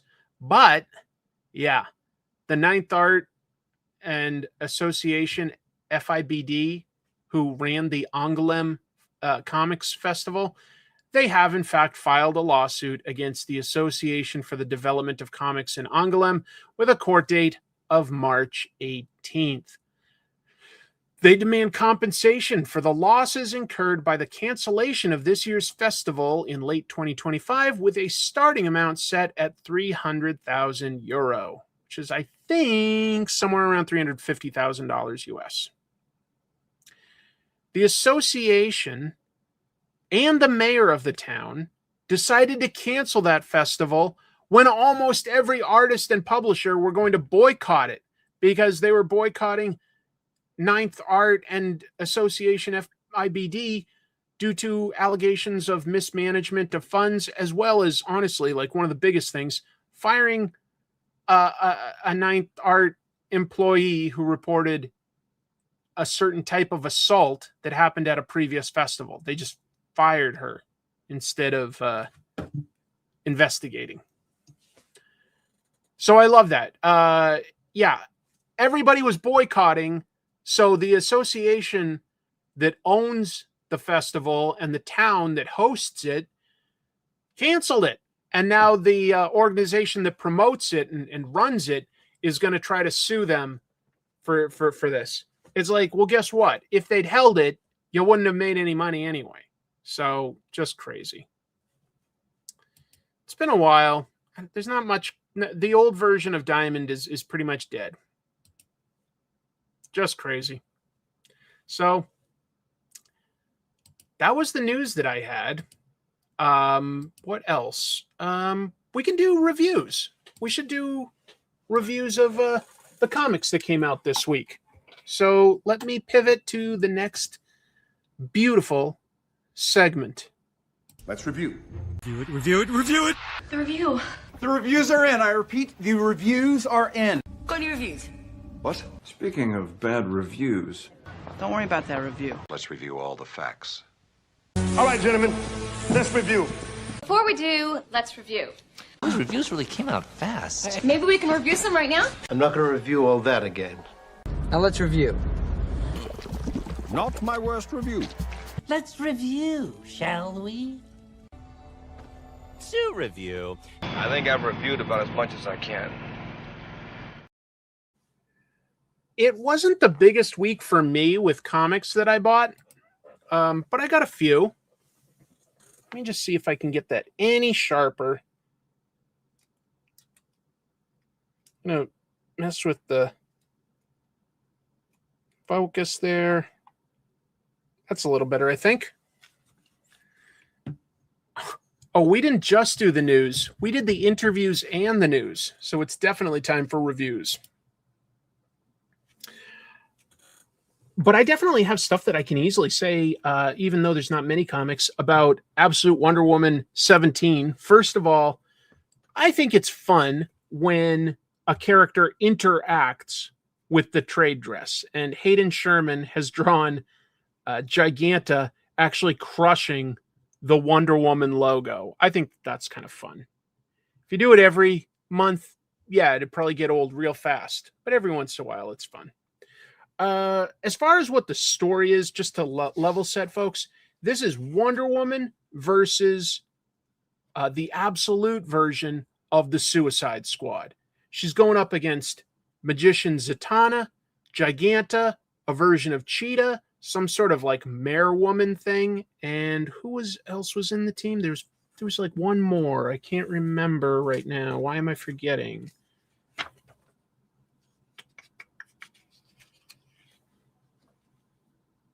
Oh yeah, Dr. Poison. But the reason I didn't remember that is because Wonder Woman kind of throws Dr. Poison away right at the beginning of the battle.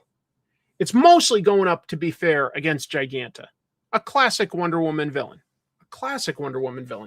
And I just got to say, I love that Hayden Sherman keeps playing with the panel design. It's weird, but it has become just synonymous with this book for me. I love it. We tend to get harsh angles when it's like a bad guy or an action scene, and we get more gentle, rounded panels when it's just maybe Wonder Woman and her friends. But this is just nonstop from like page 1 to page, 22, 24, something like that. Nothing but action. And it's fun. It's just fun. And it's cool. But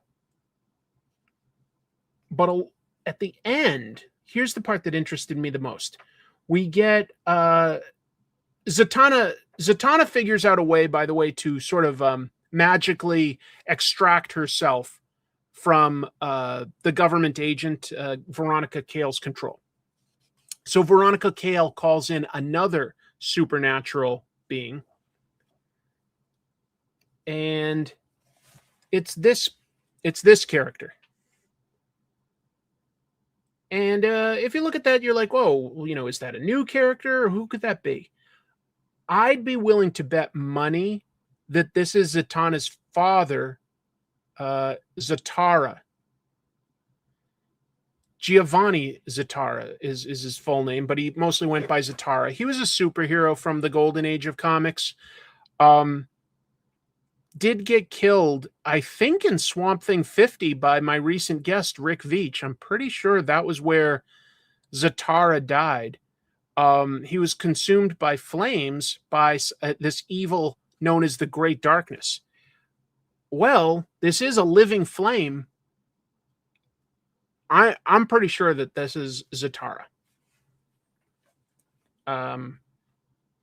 Yeah. And I think that the only reason he would be working for Veronica Cale is if he thinks that she has control over his daughter. But that's just me. It could be Mr. Bernie Bones. Like, my first glance was like, I was like, oh, is that Dr. Phosphorus? And then I was like, no, it's Supernatural. Oh, is it Constantine? But I'm pretty sure that this is Giovanni Zatara. He seems to have, like, it's hard to show this very well. Let me zoom in, actually. He seems to possibly have a top hat. Let me get that. I'm going to focus this stuff. Okay. How close can I get here? Moving it around. You can get super close. Doesn't that look like a top hat there peeking through the flames? Sorry. I'm having trouble figuring out how to reverse this. I think it is. I could be wrong.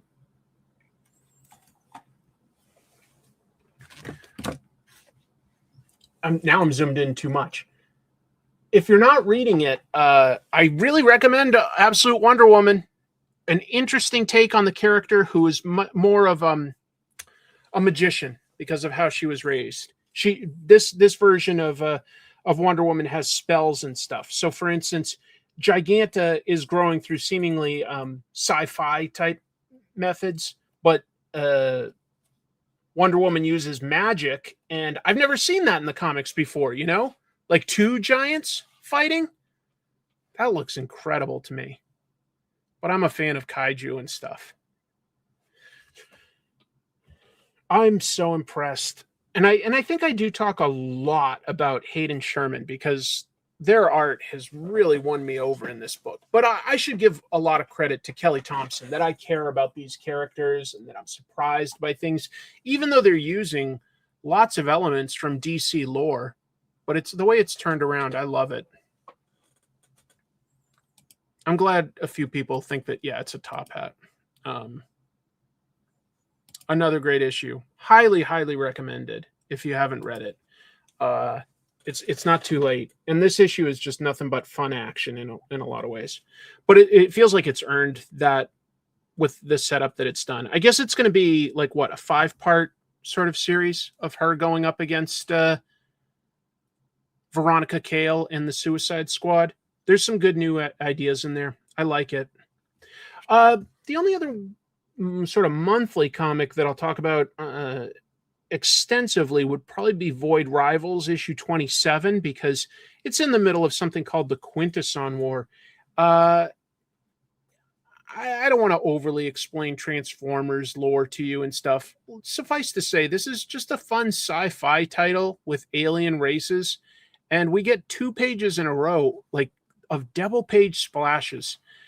Something that Kirkman does every once in a while. He really lets his artists cut loose. But I think that newer artist for this series, Andre Bresson, does a really good job showing the devastation and that there's like lots of different sort of forces at play here. I like that. Just good action scenes. Some of the dialogue I thought was a little samey. Like, what was it that I saw them say? Okay, so we've got the Quintessons here, right? They're an alien sort of weirdo species that wants to conquer the galaxy. And this one's doing a report. And what did he say that sort of, he goes, he's in the middle of a report and he goes, the war effort simply could not be going better. The war effort simply could not be going better. I'm getting so hung up on this, but I feel like that simply is just a way that Kirkman tends to write his characters, saying that word. He uses adverbs and qualifiers when he has dialogue. And I feel like my idea of what the Quintessons are, that they're a little bit more clinical, and that they wouldn't sort of hedge a phrase, that they would just say, the war effort could not be going better, as compared to hedging it with saying the war effort simply could not be going better. That sounds too casual to me. Look, that might purely be me. I really might be getting hung up on something dumb there. I just felt that there's little bits here and there sometimes of the dialogue sounding like that's also the way Pythona would talk, that's the way, the alien Derek would talk. And I feel like the Quintessons should talk in a little bit more direct to the point, fact. Quintesson, they're called. And that's because they're these alien judges that have 5 faces. They're like an egg body with 5 different faces. So they're called Quintessons. They're just these weirdos that maybe created the Transformers, or at least want to enslave them. The art's fun. It does feel sort of like a war. I like some of these big splash page things. It's fun. It's not incredible. To be clear, yes, it is. Cobra Law is this weird people on Earth that only use biological technology. To them, mechanical technology is very offensive. So they use some of that biological technology to send Pythona into space to find where Transformers are coming from. She ends up instead basically on the planet where Void Rivals is set. And it's like this weird religious society that absolutely hates technology. Let's see. I'm also an egg body with 5 different faces. Well, we should meet.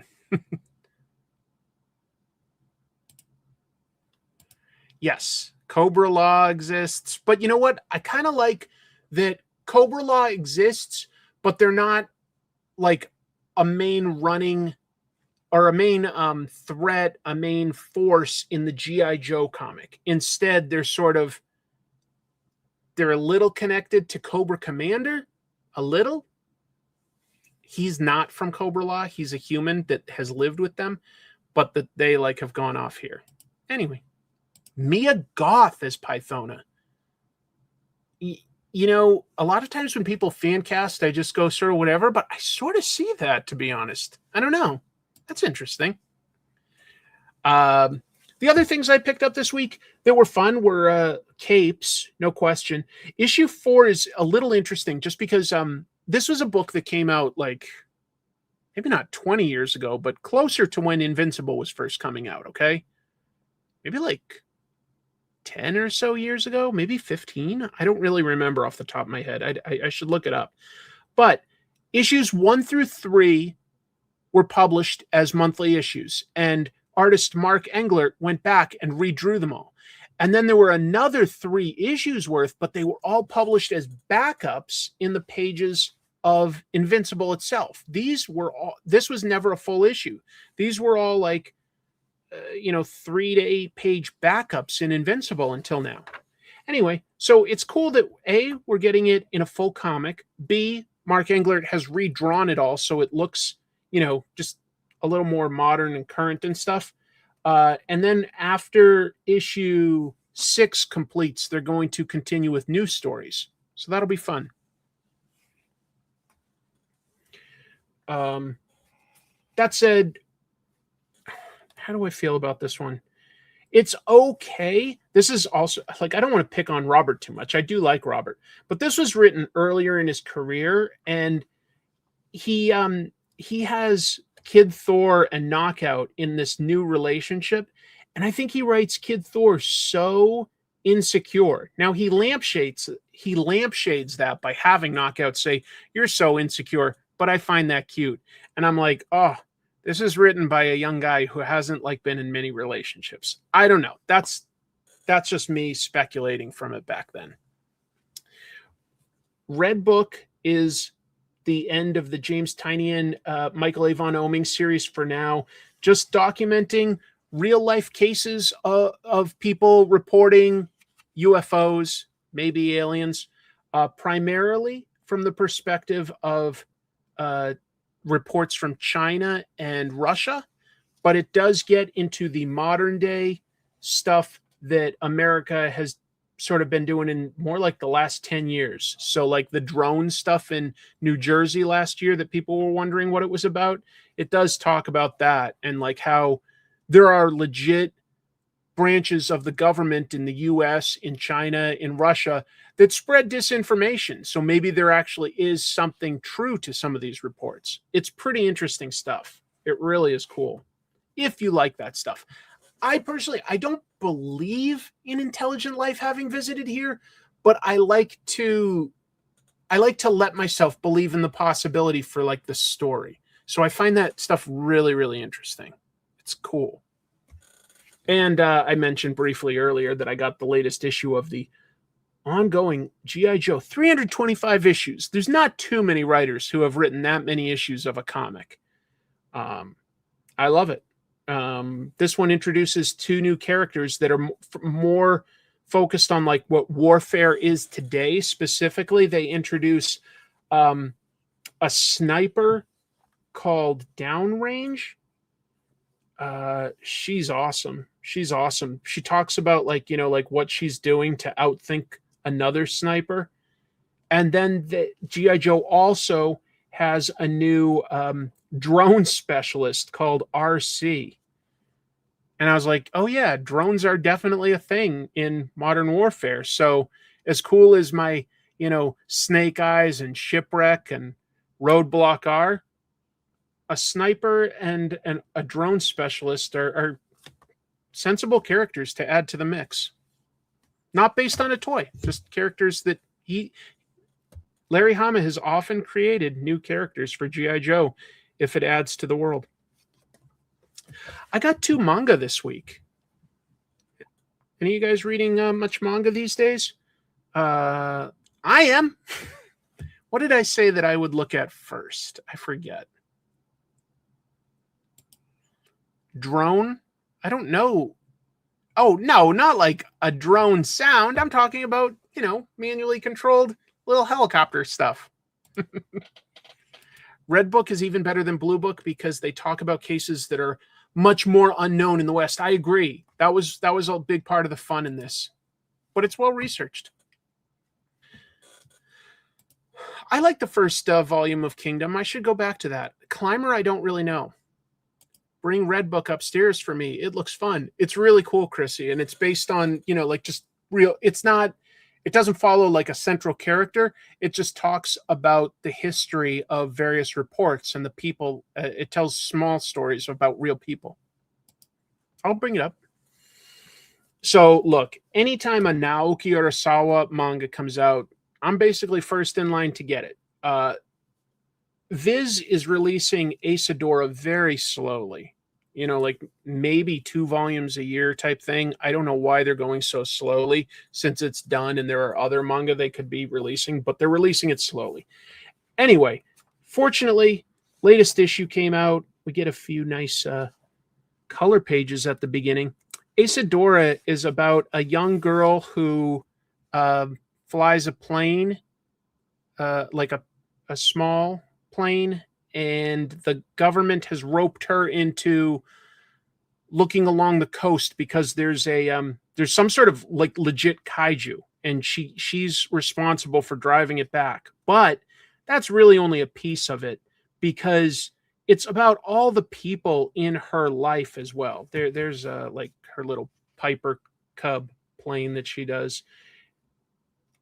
It's also a period piece, just to be clear. This is set in late 1960s. So she encounters this gentleman who wrote one of her favorite songs. He's an American from Nashville who was drafted into the Vietnam conflict, and he's deserted.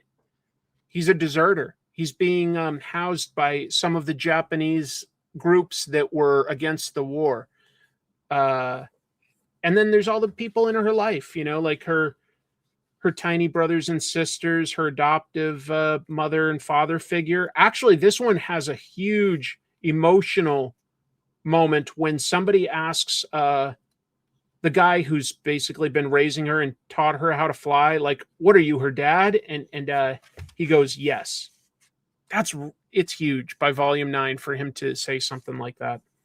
Let me find, though, I'm flipping through this looking for like some of the double page spreads that have lots of detail.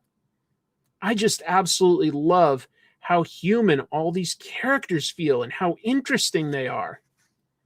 Everybody's got their own weird little side stories. See, there's a quick glimpse at whatever the weird kaiju thing is. 20th Century Boys, because it's so big and epic, like I did get emotional by the very end. I really did. I really recommend sticking with it. Asadora is still going on. It's a treat. Thank you for the support. I agree. I just am here to spread the word. If you've never read Naoki Urasawa before, or really even much manga, I think a good entry point is his book Pluto. It was only either 8 or 9 volumes, and he's doing a realistic, updated take on one of the most famous Astro Boy stories. It's really good, but that's like, a nice finite story that helps you get into manga in a lot of ways. Pluto's really, really strong. I know that there was some other really cool double page spreads. So Urasawa does draw people a little cartoony, but not so cartoony that they don't feel very real to me. They feel very expressive, and I can tell them apart from one another. So I like that. And then super realistic environments and stuff. So I really have never minded that he draws his characters a little bit cartoony. Yeah, God, I love his work. That's so dynamic there, seeing this this plane and the monster. I love the screen tones that they use. Like this one, this is a guy driving alongside a calm bit of water. And I can tell that what they've done here is they've used a nice gradient screen tone for the ocean, and then they've taken an X-Acto knife and scratched away at it to indicate like the sparkling rays of the sun against the water. But it just works. It works so well. It's such a simple technique, but it looks great. I like that it uses a little bit of real world politics, and that there's so many different stories, and it's just that it all revolves around Asadora. It's a really tough, it's really hard to explain why there seems to be this giant sort of Ultraman type figure fighting a kaiju. All I can say is there's a very real world explanation for it. The kaiju is real, but this guy is not. Yes, his humans are caricatures, but they're consistent caricatures. They're different from each other, and they're very expressive, and they're not like too silly. You got me to read Asadora. Read volume 1 and finished it, and then went back to the store to buy 2 to 4. Loved it. Billy Bat. Yep, Billy Bat is coming to the US. I have the entire Japanese version of Billy Bat, but I'm really slow to read it. I'm really slow reading it. I haven't even finished the first volume. I guess at the end of the day, Asadora is more of a drama book than anything else, okay? There's a sci-fi story that's a big driving plot point, but it focuses just as much on all the people that she knows, her friends and family and co-workers, and what each of them are going through. So it is a drama at the end of the day. One kaiju is real. And what is it? And how did it get there? And what's its nature? Still a mystery. When this book started, it said that in the modern day, Asa Asada would grow up to save Japan from a kaiju, okay? She would grow up to do that one day. And we see like sort of a burning, maybe Shibuya in Tokyo or something. But she had saved Japan. But we're going to look at her whole life story, because it then whips back to her as a very young girl, where her family is dealing with a real-life famous typhoon, the Isewan typhoon, I believe it was called. And a lot of her family, including her parents, all went missing. But what little Asa saw was a kaiju had caused the typhoon, or was at least there in the typhoon. And so that's what drives her her research. Did Escape issue 6 come out? If it did, I missed it. I thought it came out this coming week. Good night. I know it's late. Thank you very much for staying here. Asadora is the name of a TV drama airing on NHK in the morning. Oh, that's cool. My personal favorite Urasawa work is probably Monster. But I love everything he's done. Can you hear Jack? He's hungry. I have not seen Colossal, and I would like to see that someday. And finally, the last thing I read this week that I got was also a manga, the latest volume of Dandadan. Now, unlike Asadora, this comes out very quickly, to be honest. Viz releases one of these volumes, it seems definitely faster than every 3 months, maybe every 2 months. Yeah. He now wants to play. There's almost no doubt that he has been fed and now he wants to play. And his sister Lily is probably not playing with him, so that's why he's shouting. He wants one of us to play with him. This volume of Dandadan was so fun. Very different from Asadora. This is a very silly adventure series with like romance and supernatural and sci-fi elements. We start off with one of the characters, Momo, and basically a delinquent trapped in sort of a Jumanji type of world, and they're trying to escape this massive baker character in a world full of sweets. Let me find some of the pages in this, though, that blew me away. I love the art in this book. And this one uses so many screen tones. Like, look at how many different types of gray and how many different textures. Jack. Lots of different textures. The artist on this, Yukinobu Tatsu, I bet he has some fantastic assistants that are doing a great job. Anyway, yeah, these two characters are stuck in sort of a board game, Jumanji type of world. And what's funny is that they don't. Oh, there's an example of like a 2-page spread. Look at that.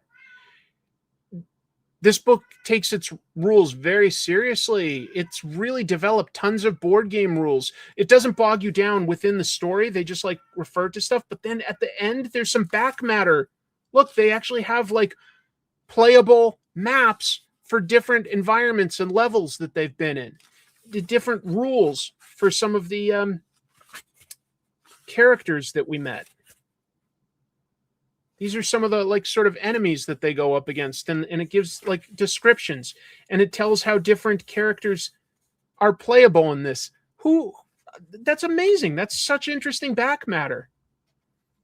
In this scene, by the way, they're basically being chased by a giant Medusa up a tall temple, and if anything that they eat, they get the powers of. So they just ate a bite of a donut, and they get bouncy, springy legs. It's so silly. Now, if I'm going to complain about anything, it's that in this one, the other co-lead... My cat is being very obnoxious. Sorry. Jackie, do you want to come here?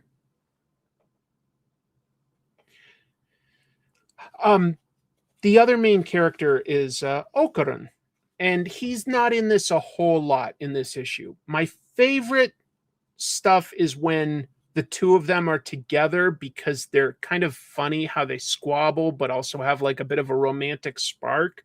I like that stuff.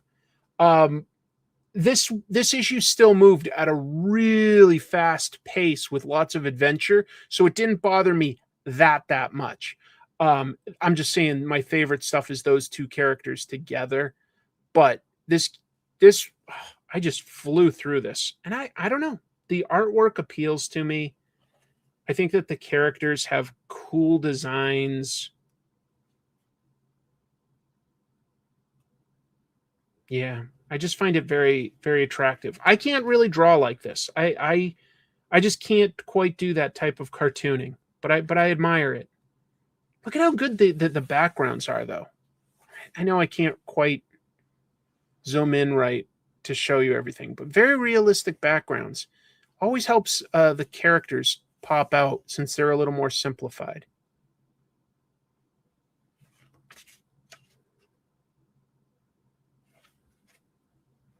Yeah. Boy, what was my favorite thing that I read this week? Look, Wonder Woman, Absolute Wonder Woman, super high. And if it was only monthly comics that came out, this would probably be my favorite that came out this week. But anytime a Naoki Urasawa book comes out, that goes to the top of my list. So I'm just going to say my personal pick for book of the week was the latest volume of Asadora. That's how much I recommend it. No, I don't think I know the person you're talking about. Jordi Bernay. He's one of my favorite artists who I feel is severely underrated. Well, then, respect for giving a shout out to an artist like that you really like. Oh, you know what I should mention that I just saw somebody else mention is this. I didn't mention this. Maybe I should have had a news item. There was a lot to prepare this week since I was also doing the interview and stuff. Yeah, I'll be honest. I wasn't super familiar with this person. Jacopo Camini. I think he was an Italian artist. He's drawn a good amount, of Marvel stuff. And he passed away at only age like 48. He was having some sort of, I think, heart surgery, and it didn't go right. And he passed away. So that's super sad. Somebody that's relatively young like that. So my condolences to his family and friends. But I have to admit that I wasn't as familiar with Jacopo's work. So I that's a little piece of why I forgot. But since I'm mentioning artists that passed away, I'll also pause to just say another person that passed away this week. It's not as tragic because she was much older, but I do know her work. Tatiana Wood passed away, age 99. In fact, today would have been her 100th birthday. Today would have been, but she passed away a few days back. Tatiana was a colorist in comics, a lot of work in the 80s and 90s as a colorist. That's what she's best known for in comics anyway, her coloring work. Specifically, she was one of the colorists on Swamp Thing during the Alan Moore era. Great work. Really, really great hues. Really great sense of what the colors would look like on the printed paper that was being used then. Gorgeous, gorgeous color theory stuff. And she has an interesting story. She was born in, it was either Austria or Germany. I'm sorry that I don't remember which, but she was Tatiana Weintraub. Her father was Jewish, and it was World War II. So her parents made the tough decision to send her and her brother away to live with people in the Netherlands for like a year or two. And then they were shipped to New York City. She went to school to become a dressmaker. Apparently she loved doing that for her whole life, designing and making dresses. And that being in that sort of creative environment in New York City, that's how she met the very famous comic book artist Wallace Wood. Wally Wood, a lot of us call him, but he liked to go by Wallace, actually. He just used Wally as his signature. He didn't like to be called that. Apparently, the only nickname he liked was he would let his friends call him Woody. But anyway, Wally Wood. And that's where she got her name. That's how she became Tatiana Wood. And she would do a lot of assisting work for him. She would ink stuff for him, throw down blacks. Sometimes do background work or even draw animals or smaller background characters and stuff. Pretty much uncredited. This was a day and era where there weren't money credits to begin with, but she did a lot of that and then got into coloring. So even though she and Wally did separate and divorce, my understanding is he was a little bit of a difficult person. She kept his name and continued to work in comics. And she passed away at the age of 99 this past week. So, I'm sorry I only know more about her as compared to the first person that was mentioned, Jacopo what was it? Camagni? I'm sorry, this is the name. Jacopo Camagni. I don't know as much about him. My condolences to both of them, family, friends that they've left behind. That's sad. I know a little bit more about Tatiana, but that's just because I grew up reading her stuff, and you can sometimes tell, can't you, that a certain artist or a colorist, or these days they're called color artists, which I think makes a lot more sense than just colorist, to be honest. And I'm going to try to train myself to use that phrase because I like that, color artist. But letterers, sometimes even editors, you can just tell. You start seeing something of quality in a comic and you're like, oh, I like that person. I like the way that person does their work. Yeah, I'm sure that a few of his friends called him Dub-Dubs. I'm sure that that's a real thing that definitely happened.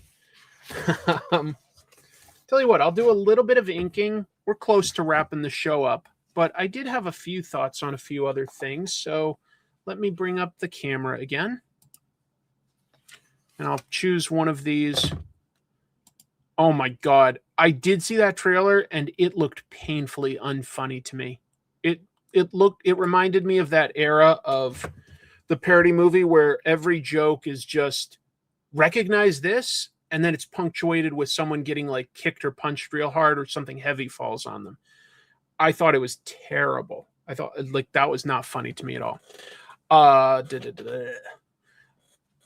Let me talk real quick, plugging some stuff that I've done on the channel recently. So you may have seen, but I put out an interview episode. I don't do a lot of those anymore, but when the right opportunity or somebody that I'm inspired by comes along, I'll do it. And so the opportunity to talk to Rick Veitch came along, and that's one that I couldn't personally say no to. That, like, he's somebody that I've really enjoyed a lot of his comics for. So yeah, the opportunity to talk to him about, you know, Swamp Thing, Ninja Turtles, Max Immortal, Brat Pack, all that good stuff. Like I just had to. And I found it really enlightening and interesting to talk to him. I was surprised by plenty of what he had to say and other stuff. But what I tried to do, I should say, is I really just tried to give him the space to talk about what interested him.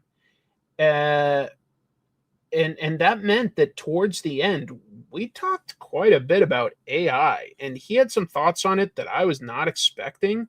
He didn't seem as against it as I was, even though he called it like slop and stuff like that. So I was surprised. Maybe I should have done a better job interjecting to get some clarification on some of his points. That's a criticism for myself, is that maybe I should have like tried to get more clarification on where he stands on certain things.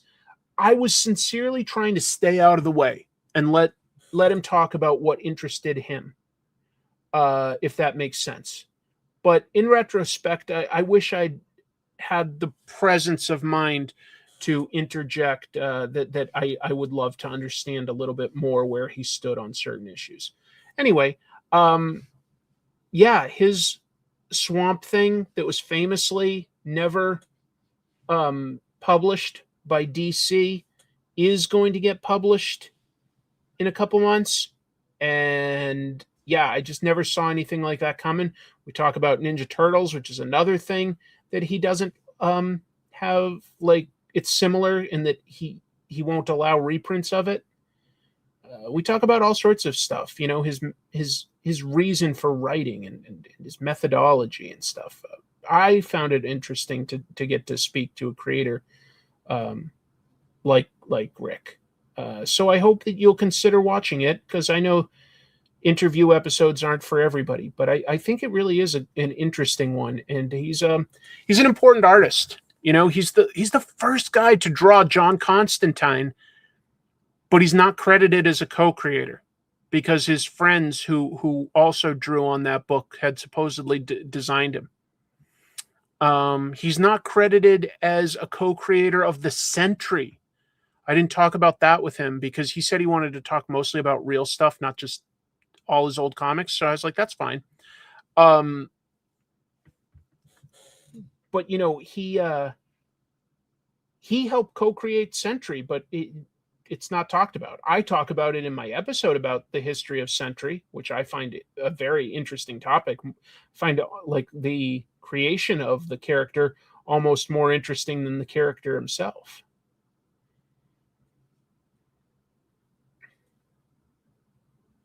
But I don't think that a comic like The Boys would exist if Rick hadn't created Brat Pack and Max Immortal. I think it's the same sort of ideas through a different writer and artist's lens, but I think it's the same sort of ideas. And I think that he got there first.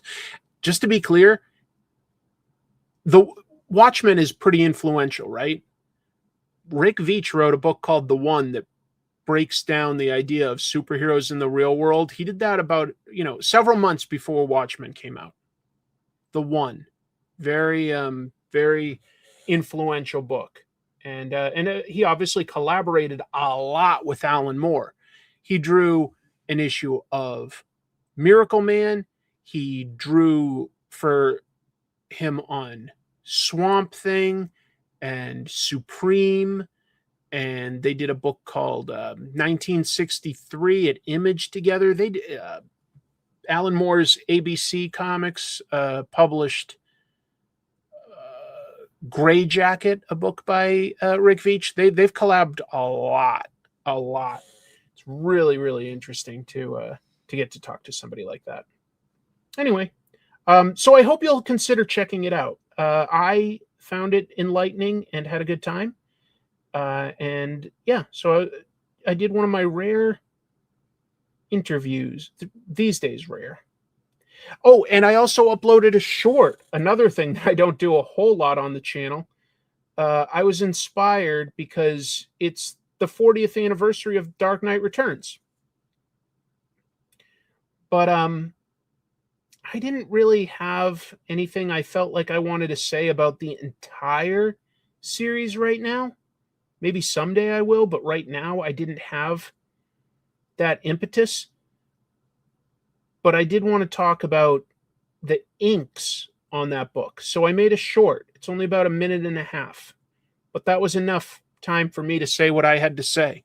So anyway, yeah, over on the Comic Tropes channel, there's a an interview and a short. Will I do it anytime soon? Probably not soon, but it's always a possibility, no question. The last time I talked to Robert was a pretty short, focused interview to promote something he had coming up, Skinbreaker. But we talked behind the scenes, and he's like, anytime you want to sit down for like a longer, interview, we can do that. And I was like, yeah, we'll do that. But I have talked to him a bunch. So if I'm going to sit down with Robert, I want to have a new series of questions that he hasn't been asked elsewhere or by me. Emerald City Comic Con is a pretty good show. I would not call it my favorite convention, but it is local, and that's kind of nice.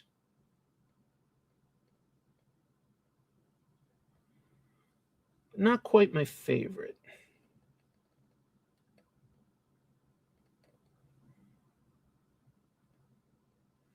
I would say my favorite overall comic convention, and I don't know if it still would be, but it was always SPX, the Small Press Expo in Bethesda, Maryland. So much passion there, met so many amazing creators. I just always had a wonderful time at that one.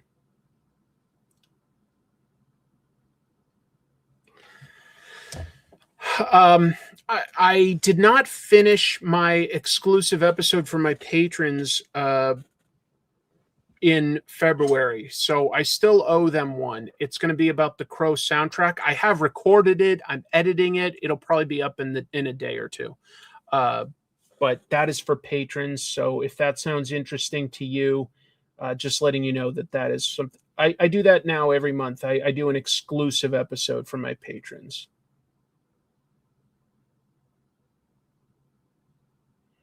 What else? Yeah, I had fun tonight, though, talking to Danny and Kenny. That was really nice of them to swing by and let me ask some questions about their new Superman book. Good time to be working for DC, I would imagine.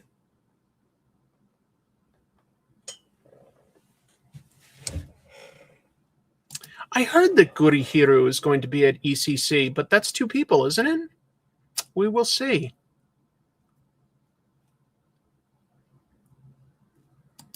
What is it? Fanta's 50? Oh, the Fantagraphics 50-year anniversary?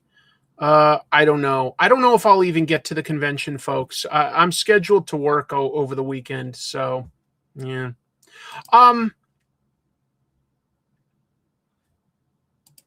I think it's just one of the best soundtracks for sure.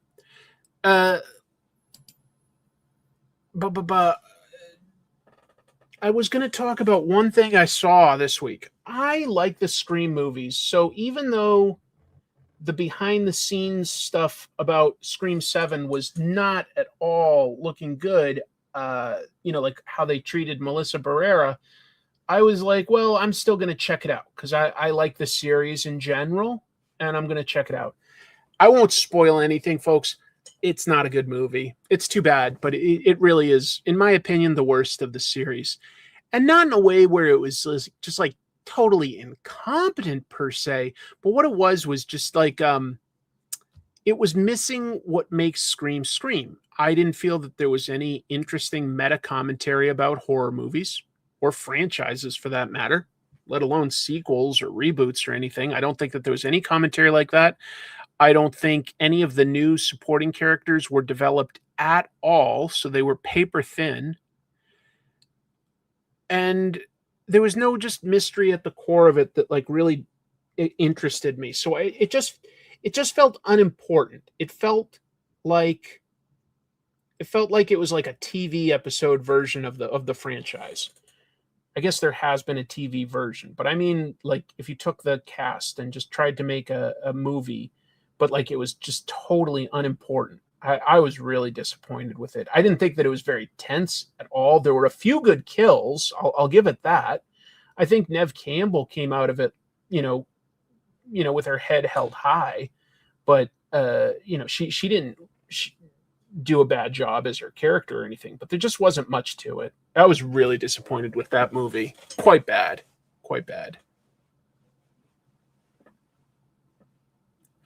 So yeah, did not care for it. Trying to think if there's anything else. Yeah, no, Jenna Ortega made the right decision when they got rid of Melissa Barrera. There was like the two characters from their series that do continue are, what is it? I want to say her name is Jasmine Savoy Brown, and who's Cuba Gooding's son?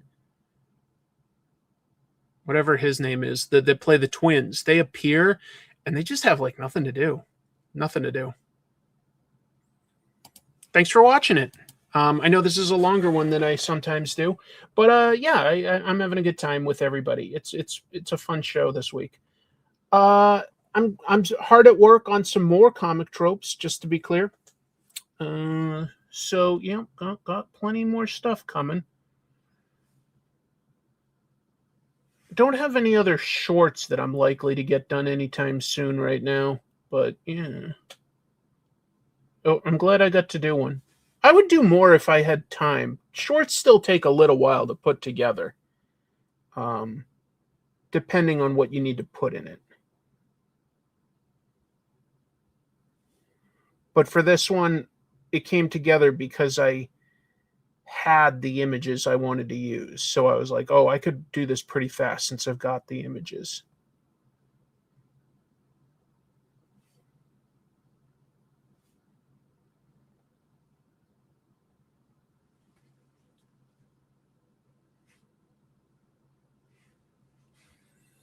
Is there anything else that's out right now for movies or TV that like I should be seeing? I can't really think of anything that I want to see.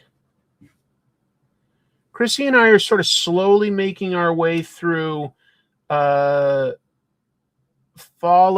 and The Pit.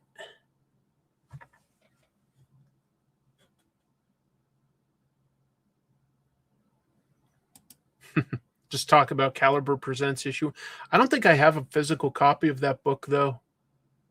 I think I used to, but I don't think I'm pretty sure I sold it. I haven't, and I would like to watch Night of the Seven Kingdoms because I liked reading the Duncan Egg short stories, the novellas and stuff. I think that interests me a lot more than what's the other one that they did? Like the House of Dragons. I didn't really care about that. Send Help was fun. Yeah, I liked it.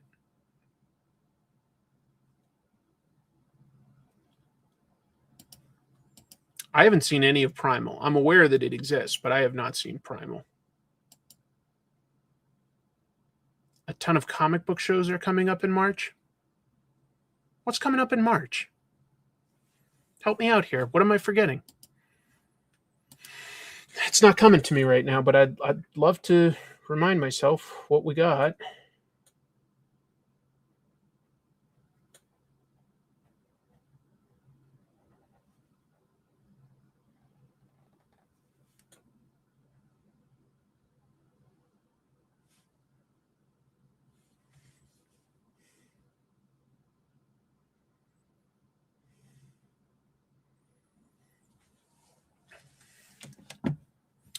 Oh, that's interesting. That's tonight, huh? Oh man. Does it come out on all the consoles? I would like to play the Scott Pilgrim game. I don't know when I'd have time, but I would like to play that. That could be really fun. I read Fallen Angel, and you know what? I don't remember it very well right now. I'd need something to prompt my memory.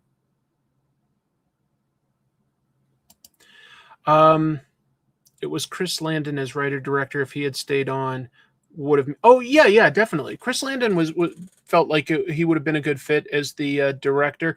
And I even felt like when I saw, just to be clear, again, I won't spoil anything, but after it was done and I thought a little bit about Scream 7, I go, oh, I think it's pretty obvious that they basically kept the script that they'd envisioned for the Sam Carpenter and her sister character and made that into Sidney Prescott and a new daughter character. Instead of like older and younger sister, that they made that into a mother-daughter. I was like, oh, this is fitting. I get it. There are things that just sort of tickle my memory little bits, Gene, where I'm like, I think I read it, but it's not coming to me right now. Let's see. Scream 3 probably had the worst production issues until this one. And up until now, Scream 3 would have been my low bar. And at the same time, I'm like, it's bad, but I kind of enjoy it. It stuck the landing just enough that I was like, that's fine. Fallen Angel was originally Supergirl. Right. I do remember that because, right, Peter David did the Angel version of Supergirl. I do remember that.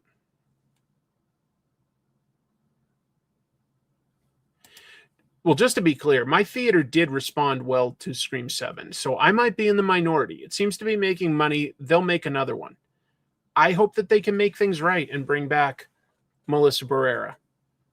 If they can't get them both, like, I'd rather have Melissa Barrera in that series than Jenna Ortega and Melissa Barrera. Jenna Ortega, cool. She's good in that. But I found the Samantha Carpenter character really interesting. If they can get like Sydney as well, cool, if there's a reason for it. Gail had almost nothing to do in this movie. But you know what? I feel bad. I love Friends and stuff, but Courtney Cox's face is so distracting now. All that plastic surgery. And have you seen Jim Carrey's plastic surgery? I know there's weird theories that wasn't him. No, that was him. He went and received an award. They would have verified who he was. Jim Carrey has ruined his face. I was stunned that he did that kind of work on himself. He does not look good, in my opinion. I thought he was aging just fine. They got the eye thing. Yeah, I did see this. Paul Chadwick bringing back Concrete. I love that. That was kind of news like about 2 weeks ago, and I'd missed it. But Concrete's a really cool book, folks. And Paul Chadwick's an incredible writer and artist. And so it's pretty cool that he's bringing Concrete back to Dark Horse. That was a good era, man. The late 80s, early 90s for black and white, small press and indie comics. God, there were some great black and white comics, and Concrete was one of them. Yeah. Yeah, I know. Fortunately, he was good in those Sonic movies, in my opinion. I think he was. And I'm not the biggest Sonic fan, so I don't know the lore, but I kind of liked him in those movies. I thought he was really funny in the third one, but they did write him out. They don't have to use him anymore. Sure, there's people like Simon Cowell that have ruined their looks too, but you know what? I don't care. Like, I don't care about Simon Cowell. Jim Carrey, I enjoyed a lot of the time.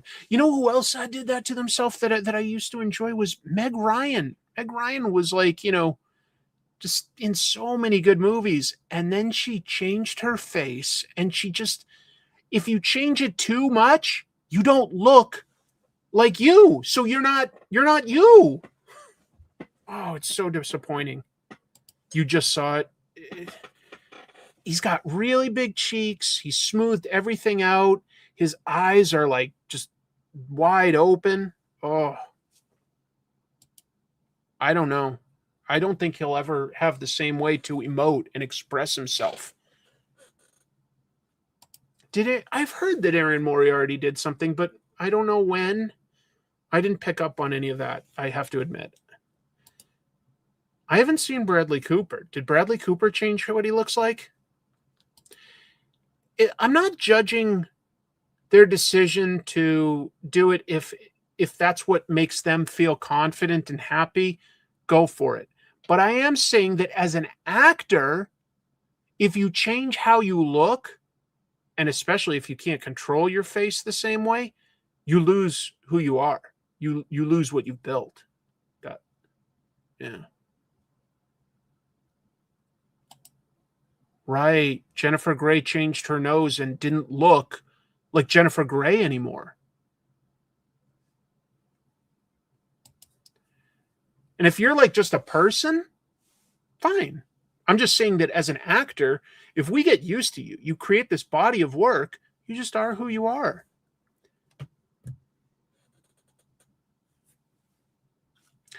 That's an interesting question. And yes, I definitely have considered that. I like the creative team on Astro City quite a bit. So I have thought about it, and it keeps sort of, there's a lot of ideas that I have that sort of are things that I would definitely enjoy doing. And they just end up getting bumped because I have like a new idea that like excites me a little bit more. And I've learned to lean into whatever excites me the most so that I hopefully create the work that I'm most passionate about.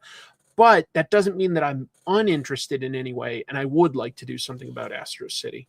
Mm-hmm. Anyway, I'm not trying to make the actors feel bad, but something tells me that like Jim Carrey isn't tuning in to Comic Tropes After Dark. Just a guess, just a wild guess that he's not tuning in. See, some of these actors, I don't think I even knew that they had surgery, to be honest. I'm not up to date with all of them. I didn't know that Renee Zellweger did anything extreme. I haven't heard any. He seems to post on social media a good amount. I think Kurt's okay. I think.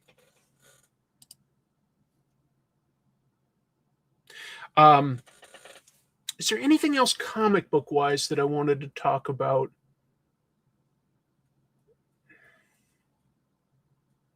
Oh, yes, a little bit.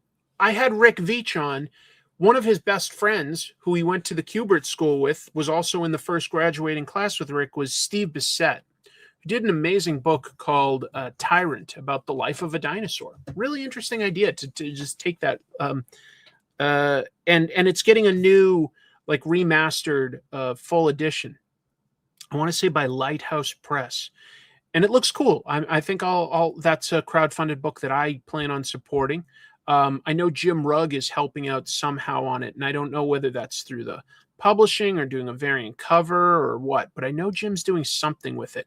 But either way, I'm pretty sure that both of them are on this week's Ink Pulp. And I don't know if West Coast Avengers talked to them or not, but I thought he did. But Tyrant looks cool. Oh, I see. Thank you for the Jim is designing the book. Glad that he's involved in that. That's probably another one that I could have done the interview for, but I felt like if I do too many interviews at once, that really sort of the algorithm doesn't promote it to enough people. So I was like, well, I can't help everybody, unfortunately, all at once. Every once in a while, I can pick and choose and do an interview, and it can do okay. But if I do, like, I found like 2 interviews in a month, the second one and a bunch of the episodes after that, YouTube thinks that an interview versus sort of a essay is different enough that it does not promote it. It's frustrating. It's very frustrating because I'd love to do those things. I'd love to do them, but they don't. It wouldn't help these people. A lot of people think that I can help because I've got a certain number of subscribers and that will automatically translate into a certain number of views. And all I can say is that's not quite true. There's this unfortunate real life decision-making process behind the scenes. And I'm not going to like just be like a hard no forever to some of these people, but I can't do it all at once and be helpful to these to everybody. It's really tough. So it's like, well, could I do it all, like all interviews on another channel? Maybe, but I don't think that would take off the same way. So I think if I pick and choose here and there doing an interview that interests me a lot, I can do that. Otherwise, I can do small ones, very focused, just to allow somebody to plug something the same way they do on like a late night talk show here on this show from time to time.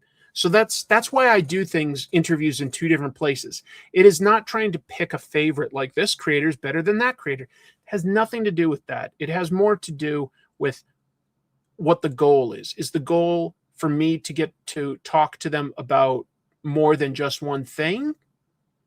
Then I might be able to do it every few months on my other channel. Is the goal to promote one specific book? If I'm going to say yes to that, it's probably going to be on here.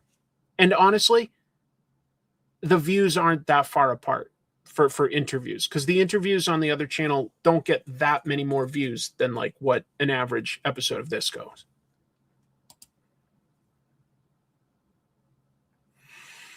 I have thought in the past about attaching sort of interviews to an essay, but I also think that if it was too long, that it might not interest everybody.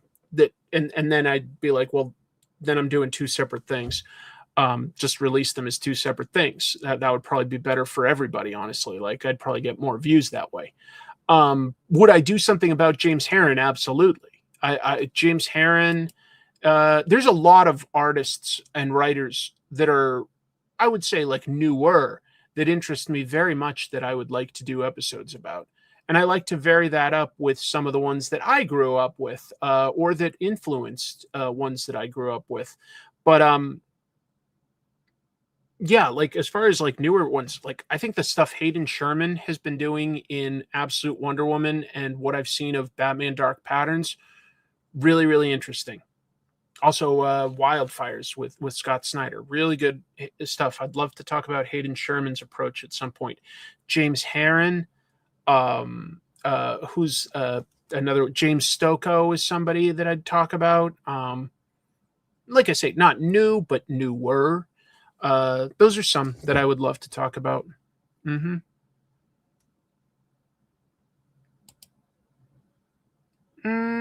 Yeah, I can understand the idea there, but they really do become two separate projects. They really do become two separate projects.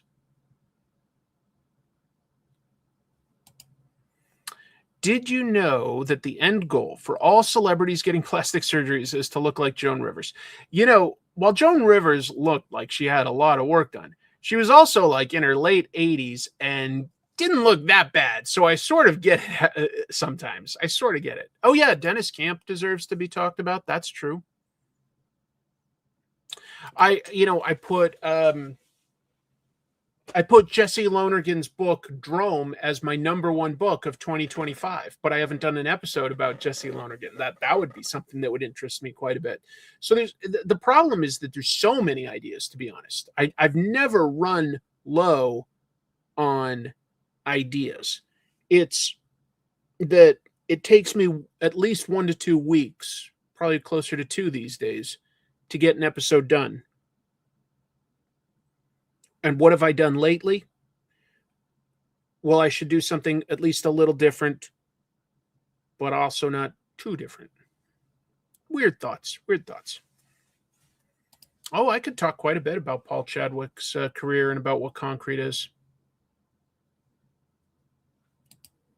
He has mentioned doing a golf comic, hasn't he? He's gotten really into golf. Good for him. It's healthy.